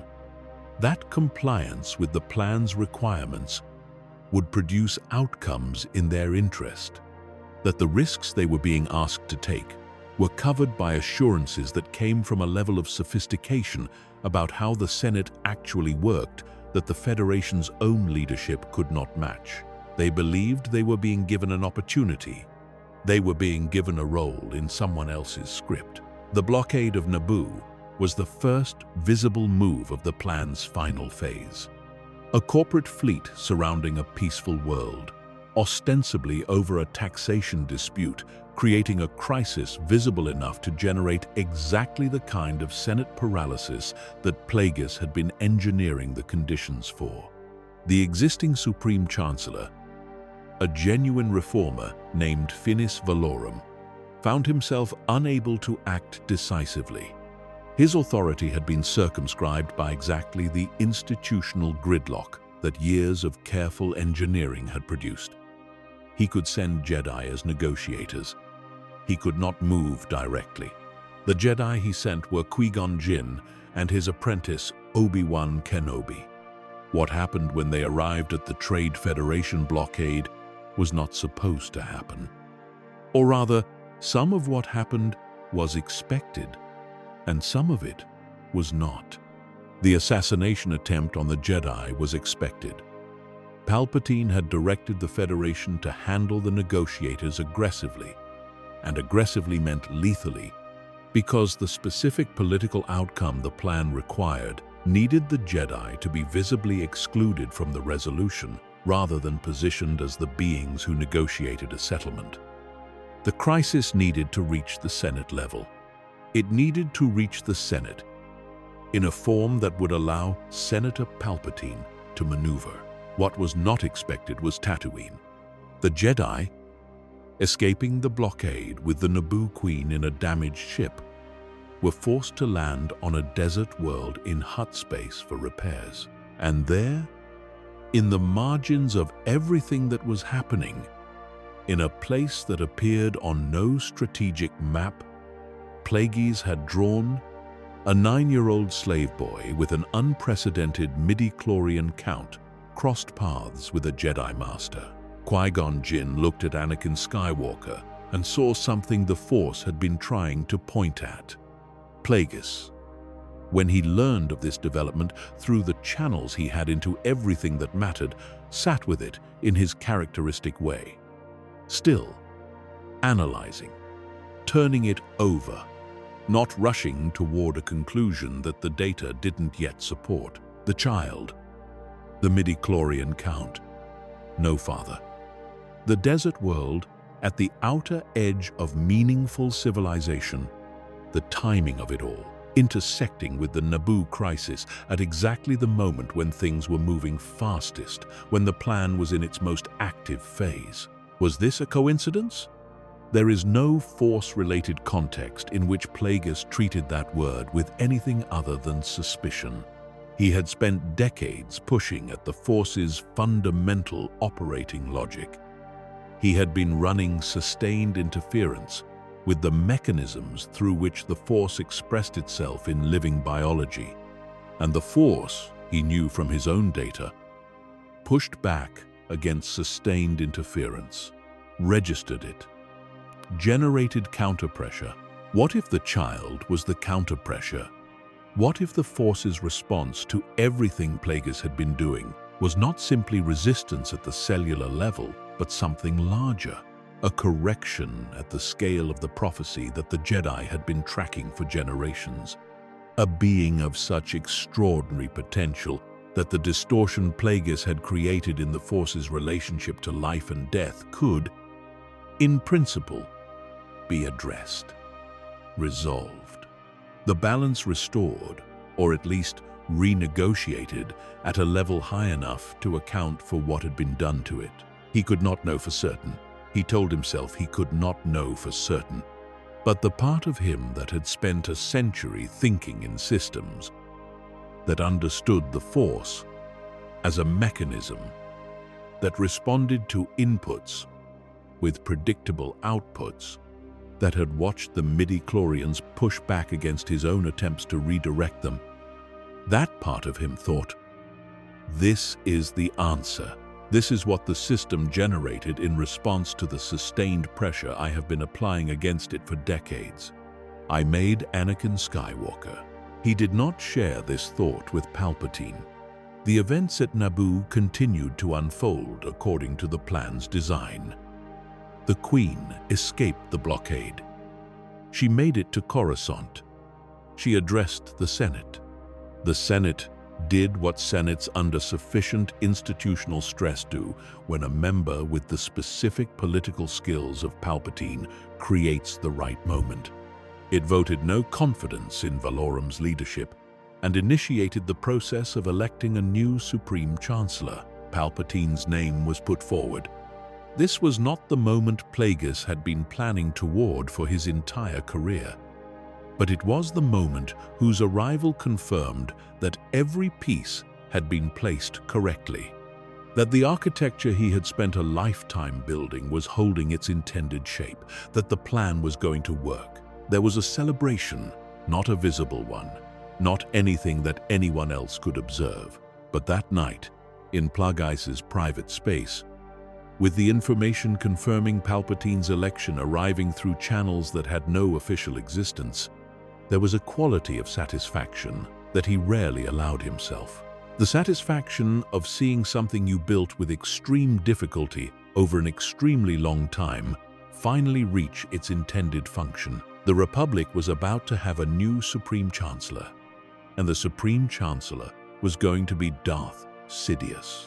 A Sith Lord was going to sit in the seat that had been the symbolic and operational center of the galaxy's governing authority for 10,000 years. Plagueis had done this. He had spent his entire existence constructing the conditions that made this possible. What he did not fully appreciate in that moment of satisfaction was what Palpatine was feeling. Palpatine had been the visible face of the partnership, the one who had built the relationships, endured the tedium of Senate sessions, maintained the performance of the dedicated public servant across decades without a single visible slip. He had done the work that required the most sustained effort of a specific kind, not the intellectual labor that Plagueis found natural and engaging, the labor of being something he was not, every day, in front of everyone, without relief. He had earned the chancellorship in a way that Plagueis had not, and he understood something about the plan's completion that Plagueis's vision of their future partnership had not adequately accounted for. Plagueis had been imagining what came after. The two of them, ruling together, the immortal researcher and the supreme politician. He had built a future for both of them in his mind that assumed the partnership would continue indefinitely in its current form, modified only by the change in their political circumstances. He had not built, anywhere in that future, a role for a Sith apprentice who did not want to share power, who had been shaped by 1,000 years of Sith tradition, reinforced by everything Plagueis had ever taught him, into a being whose understanding of power was that it was never shared without eventual loss. That any arrangement in which you were not the singular, unchallengeable apex was an arrangement that would, eventually, resolve against you. Palpatine had absorbed Plagueis's vision of their shared future with the fluent attentiveness that characterized everything he did. He had never agreed to it. The partnership had a different ending in Palpatine's understanding of it, one that Plagueis' extraordinary intelligence and his extraordinary blind spot about the nature of what he had created had prevented him from seeing clearly enough to protect against. That night, the night of the election, the night of what should have been the culmination of everything, Plagueis was asleep. Think about that for a moment and hold it carefully, because it is the most important detail in the entire story. The most powerful Sith in the galaxy outside of Palpatine himself, the architect of a plan that had run for 1,000 years through the contributions of every link in the Sith chain, the being who had come closer to solving death than any sentient creature in the history of the galaxy, the researcher who could suspend life at the edge of biological collapse and pull it back through precision manipulation of the living force, was asleep, not weakened, not injured, not in some state of diminished consciousness that his research had produced, or that some rival had engineered, simply asleep, the way any living body eventually requires its consciousness to withdraw so that the biological maintenance processes that sustain it can run without the interference of active thought. The most ordinary state in the world, the one state that no amount of force power or Sith philosophy or scientific mastery over the mechanisms of life makes a being immune to. Palpatine came to him there. There was no confrontation. Plagueis had been on Coruscant, in his residence, and there is nothing in the record that suggests he had any warning, no disturbance in the force that penetrated his sleep, no moment of sudden alertness in which he recognized what was happening and reached for any of the power he had spent his life accumulating. No last words, no final philosophical exchange, no dramatic resolution between two beings who had shared so much and understood each other so well. There was a sleeping Muon who had spent his entire existence trying to understand and ultimately defeat death. And then there was not. It was not lightning. It was not a blade. The specific method is described differently in different accounts that have survived from this period, and none of them are eyewitness testimony from beings who were actually present. What they agree on is the character of the moment, its quietness, its efficiency, its complete absence of drama. Palpatine did not need to prove he was stronger than his master in open combat. He did not need the validation of a fair fight. He did not need Plagueis to see what was happening or have a moment to respond. What he needed was for Plagueis to be dead. And the most reliable path to that outcome was the one that left no room for Plagueis' power to enter the equation. You do not fight the most knowledgeable Sith in recent history. You do not give the researcher who spent decades developing techniques to prevent death a chance to apply them to himself. You remove the possibility of resistance before the resistance can organize, and then Plagueis was gone. Here is the irony that makes this moment genuinely unbearable to sit with, if you follow the logic of what Plagueis had been doing all the way through. His research, by this point in his career, had produced real results, meaningful results. Not the complete biological immortality that was the final destination of his theoretical framework, but significant, reproducible techniques for sustaining life past the point where ordinary biology would have ended it. He had demonstrated, to his own rigorous scientific satisfaction, that midi-chlorians could be directed by a skilled practitioner to hold the biological machinery of existence running past the threshold of natural death. He had brought Venomous back from that threshold more times than anyone had done before. He had prevented the death of other beings through direct force intervention at the cellular level. He understood, better than any being alive, the specific mechanism through which death happened. The precise point at which the force withdrew from the cellular structure as the biological conditions for maintaining life collapsed. The exact intervention that could hold that withdrawal at bay and reverse the collapse. He knew how to do it, and he died in his sleep before he could do it for himself.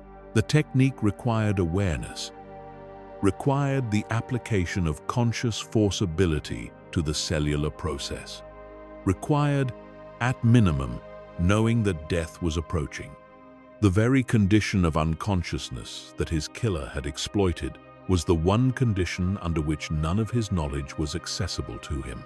You cannot direct the force through sleeping muscles toward a biological process you are not awake to observe. You cannot intervene in the mechanism of your own death if you don't know the mechanism has been initiated until after it has already run past the point where intervention would have been possible. He had solved death. He had not thought clearly enough about the conditions under which his solution could fail. Or perhaps he had thought about it and concluded, in the comfortable logic of a being who had been in a partnership for decades and who had allowed himself to believe that the partnership was as real as it felt, that the specific failure mode of being killed by his own apprentice while sleeping was not the one he needed to protect against. He had trusted Palpatine, not naively. He had understood Palpatine's darkness from the moment he first looked at him. He had trained that darkness and shaped it and given it more knowledge and more power than any Sith master before him had given an apprentice. He had done all of this deliberately, as part of a plan that required exactly this level of power in his chosen instrument. He had simply failed to fully account for the nature of what he had built. He had given Palpatine everything, and Palpatine had become something that did not want to share the outcome with the person who had made it possible. This is the quality that makes the story genuinely tragic rather than simply dark, not the death itself. The death of a being who had spent his life doing terrible things to other beings is not inherently sympathetic, but the structure of the failure, the way that his greatest strengths, his openness with his apprentice, his willingness to share knowledge at a depth no Sith master before him had attempted, his vision of something beyond the traditional Sith cycle of betrayal and succession, created the precise conditions of his destruction. He tried to be something other than a traditional Sith Lord, and the traditional Sith logic killed him for it. Palpatine stood over the body of his master in the quiet of a Coruscant night, the most powerful Sith to have ever lived now in ashes, and felt the weight of everything that had just been transferred to him. Not just the position, not just the chancellorship that had been confirmed hours before, the full inheritance, the 1,000 years of Sith tradition that had passed from link to link, master to apprentice, each generation stronger than the last. The research, the knowledge of the midi-chlorians and what they could be made to do. The political architecture that had taken a century of sustained effort to build into its current form. All of it was his now. Every door that Plagueis had opened, Palpatine stepped through.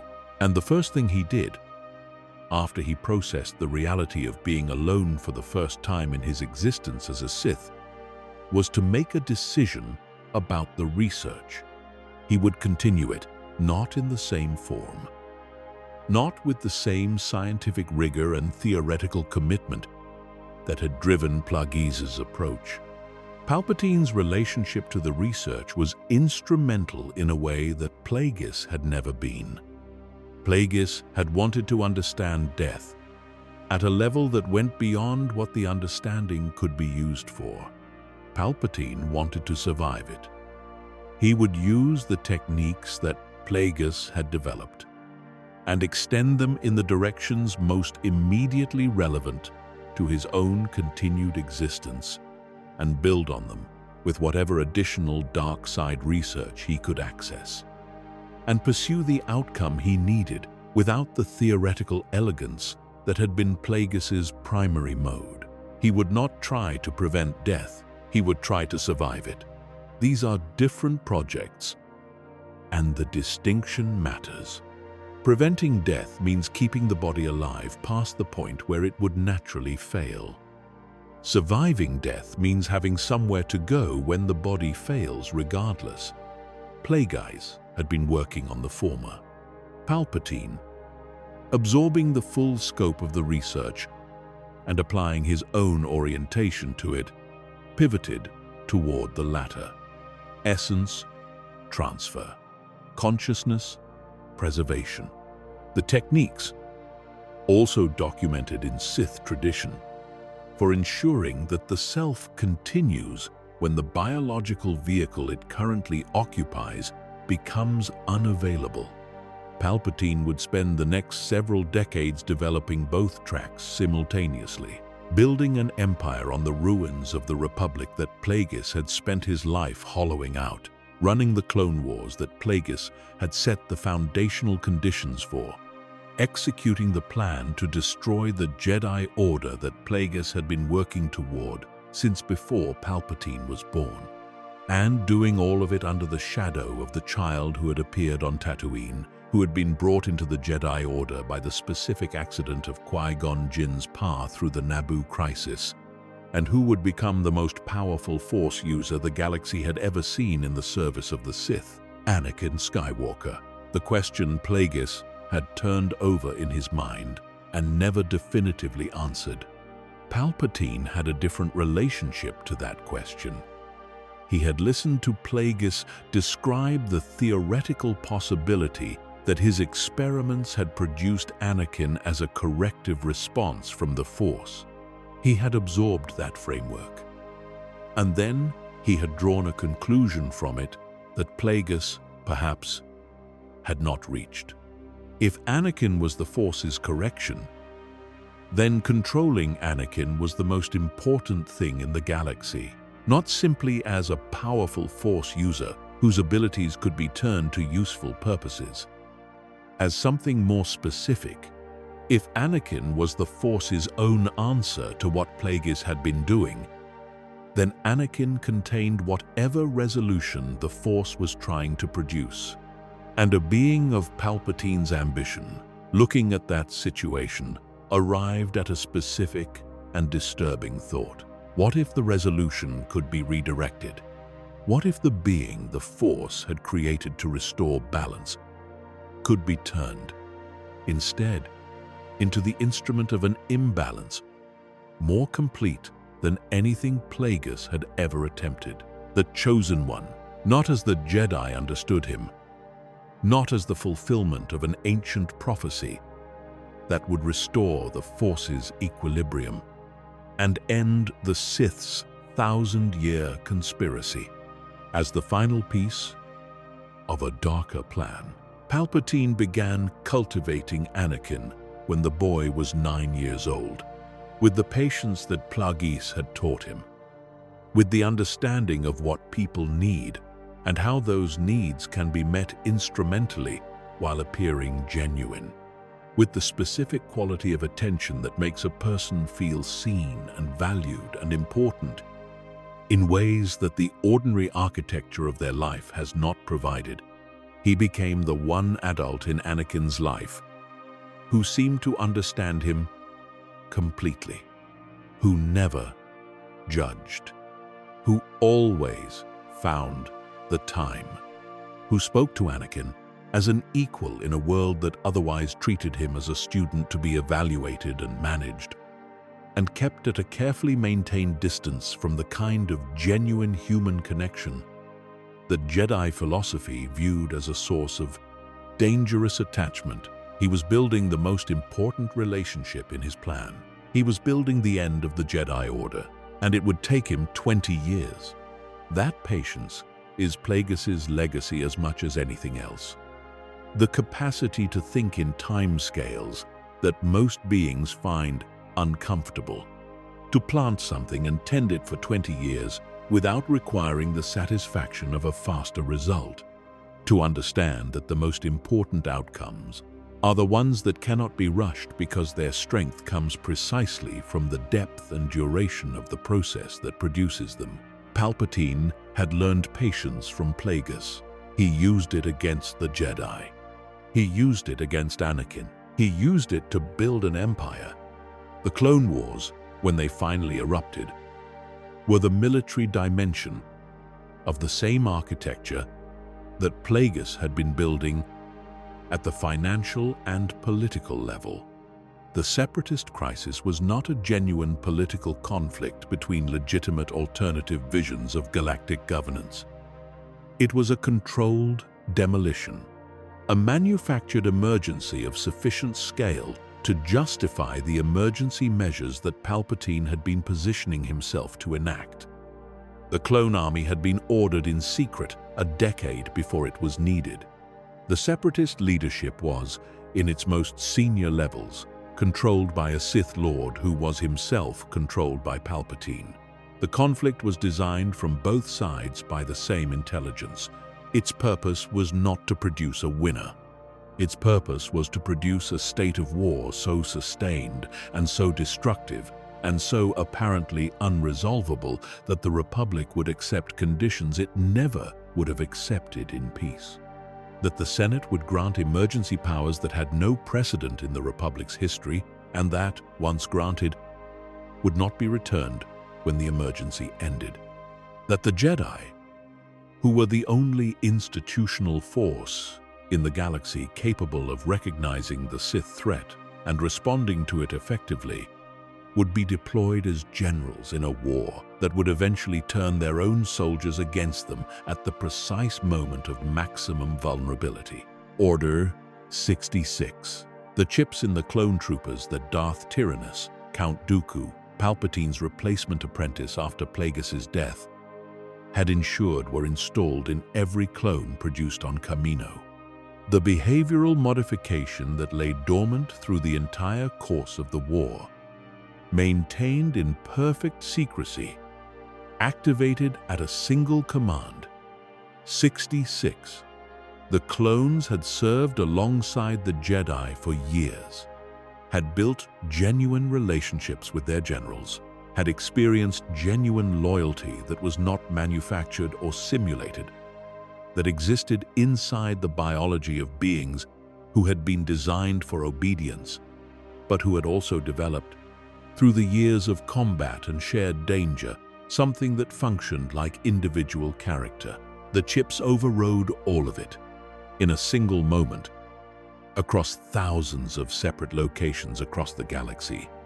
Clone troopers turned on the Jedi they had been serving with and opened fire. Most of the Jedi died in that moment. The order that had existed for 25,000 years, that had survived every previous catastrophe in the galaxy's turbulent history, that had endured open Sith warfare and civilizational collapse, and everything that a galaxy in constant motion had thrown at it, ended in an afternoon, because a Muun who feared death had spent decades manipulating midi-chlorians in a hidden laboratory, because that work had required a specific kind of political apparatus to protect it. And building that apparatus had required an apprentice, and the apprentice Plagueis had chosen had become something capable of executing a plan whose scope exceeded anything a single being should have been able to achieve.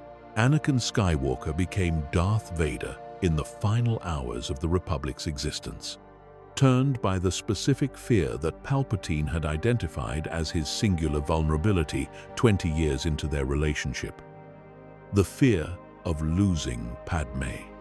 The fear of the nightmare vision of her death in childbirth that Palpatine had carefully cultivated until it consumed Anakin's ability to think about anything else.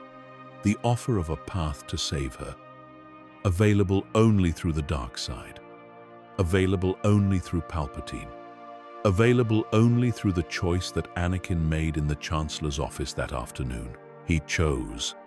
He did not choose freely.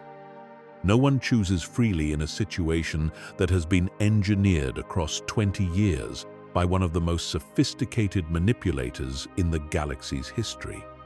But he made the choice, and the choice was the end of Anakin Skywalker and the beginning of Darth Vader.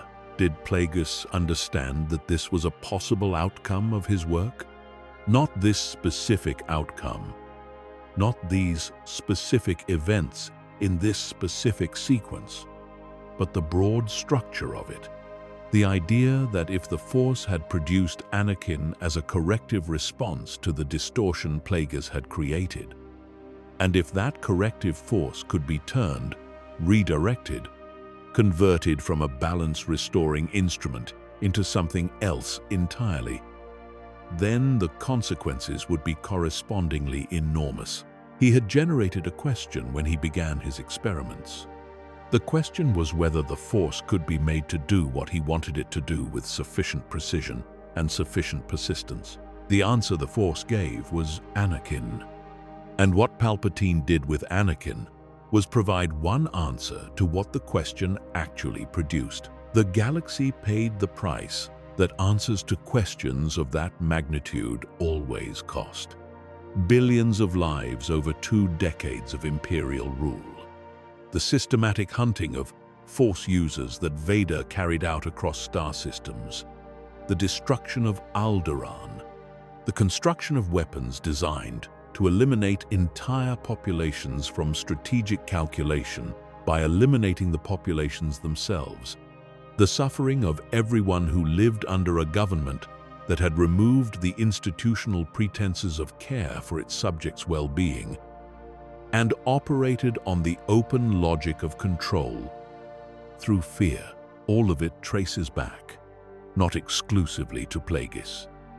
The galaxy is complicated, and the causes of anything real are always multiple and entangled in ways that resist clean attribution. But the thread is there. The direct, traceable line from a moon in a hidden laboratory studying the edge of death to the galactic empire ruling through terror. And then there is the final turn. Because the Force's correction was not fully suppressed, Anakin Skywalker was buried under Darth Vader for 23 years, sealed away, preserved in carbonite of a different kind, under the weight of the dark side's complete occupation of a body that had once hosted someone else, but not destroyed. The Force does not easily abandon what it has produced at such effort. Whatever Anakin was, whatever the Force had made him to be, it persisted. In a son, Luke Skywalker arrived in the galaxy as the child of the woman Palpatine had told Anakin would die if he didn't give himself to the dark side. The child born in the same moment that Anakin fell. The living argument against the logic of everything that Palpatine had constructed. Padme had died, eventually. And the dark side had held Anakin, and the Empire had risen and ruled. But Luke existed, survived, grew up in the desert of the same world where his father had been born a slave, and then arrived in the middle of the story that the galaxy had been telling for 1,000 years. He reached his father, not with power, not with strategy, with the same quality of connection that had made Plagueis' dyad experiment fail with Palpatine. The authentic thing, the connection that the Force responds to not because it has been engineered, but because it is real. When Anakin Skywalker killed Palpatine, he ended more than a specific dark side practitioner. He ended the lineage, the unbroken chain of Sith, running from Bane through every master and apprentice pair, carrying the accumulated knowledge and the accumulated darkness and the accumulated plan across 1,000 years, ended on the second Death Star in the hands of a dying man who had made one final choice for love over power. The line that ran through Tenebris to Plagueis to Palpatine to Vader stopped. Darth Plagueis the Wise, the architect who built the machine that would eventually consume itself, who spent his life trying to solve death and died in his sleep on the night of his greatest triumph, who shared everything with an apprentice, who used everything to end him, who may have created the most powerful Force user in the galaxy as an unintended side effect of his laboratory work, and who could never have known what would be done with that creation after he was gone. His knowledge lived in Palpatine, and Palpatine, in the strange and specific way that the dark side of the Force treats its most persistent practitioners, did not fully end when Anakin threw him down the reactor shaft. The research into essence transfer, the techniques for preserving consciousness past the death of the physical body, had produced results, incomplete, imperfect, requiring conditions that Palpatine had spent decades preparing in secret on a planet called Exegol at the outer edge of the known galaxy. A contingency for the contingency.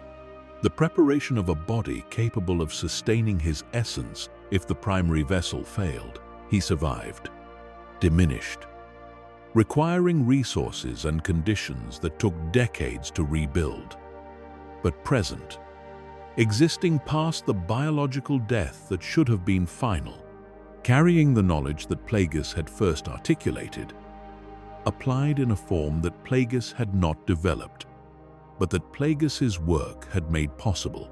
In a terrible and specific sense, the research succeeded, not in the form Plagueis had envisioned, not in the body Plagueis had intended it to succeed in, not in the service of the two-ruler partnership that Plagueis had imagined as the ultimate destination of everything he had built, but the core of what he had been pursuing, the ability of the self to continue past the death of the body it inhabits, achieved a working implementation, and even that implementation eventually ended.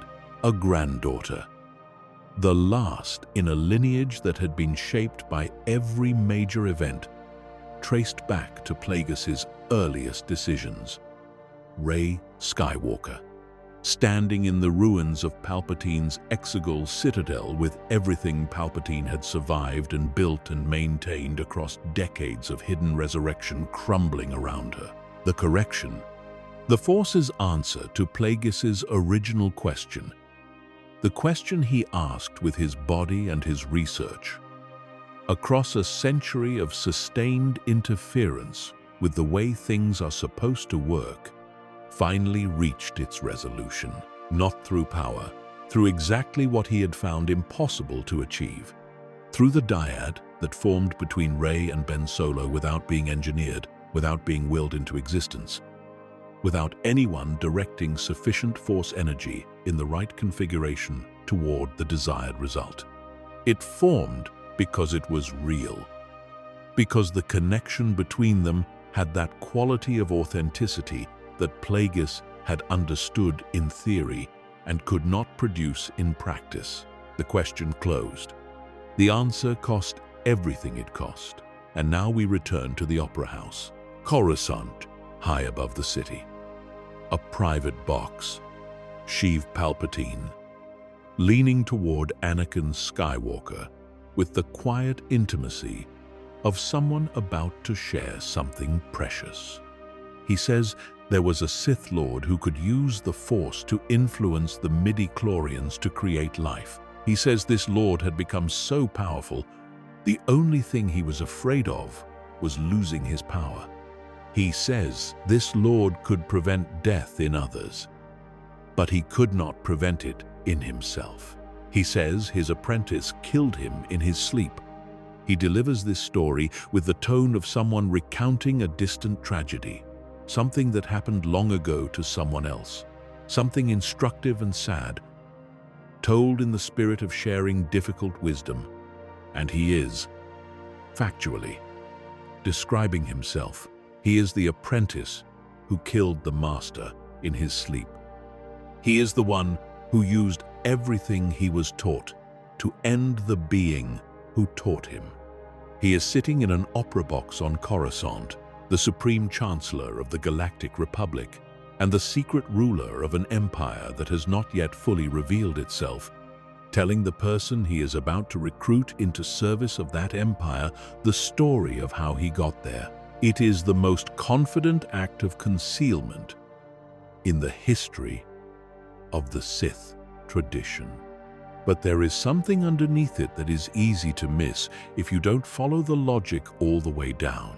When Palpatine tells Anakin the story of Plagueis, he says it is possible to learn this power. He says, not from a Jedi, which means he is implying it can be learned somewhere else, which means he is offering, with the particular quality of his attention and the specific architecture of this moment, to be the someone somewhere else from whom it can be learned. He is using the story of Plagueis as bait. And the bait is the thing that Anakin fears most. Losing the people he loves, watching them die while he stands next to them, with more power than anyone the Jedi have ever measured, unable to stop it, because the power he has does not reach to the specific point where the Force withdraws from the bodies of the people it is leaving. Plagueis had been working on that exact point. His research pointed directly at the fear that was going to break Anakin open, and Palpatine had been watching Anakin for 20 years, and he knew exactly where the fear lived, and he had saved the story for the moment when that fear was active enough that it could be reached. The tragedy of Darth Plagueis the Wise. It isn't a tragedy about Plagueis. The tragedy is that everything Plagueis built, his research, his patience, his selection of the perfect apprentice, his extraordinary vision of what was possible, all of it flowed forward from his death and kept operating through the galaxy for another generation, bending lives and ending them, and shaping the conditions of billions of people who never heard his name. He died, not knowing what Anakin was, not knowing how the Force would answer his interference, not knowing that the correction would arrive and be captured and corrupted, and would still, eventually, run its course. He died not knowing that his most lasting contribution to galactic history was not his research, or his political architecture, or even the apprentice he chose. It was the question he asked by refusing to accept death as a fixed boundary. The question the Force answered with a child born without a father on a desert world. The question that took another 70 years to fully resolve, across 2 more generations of suffering and choice, and the specific kind of courage that only exists when you understand clearly what you're walking toward and choose to walk toward it anyway. The tragedy of Darth Plagueis the Wise is that he came so close, and that close was not enough, and that everything that fell into the gap between close and enough remade the galaxy. That is what power without wisdom actually costs. Not the one who paid the price, everyone else,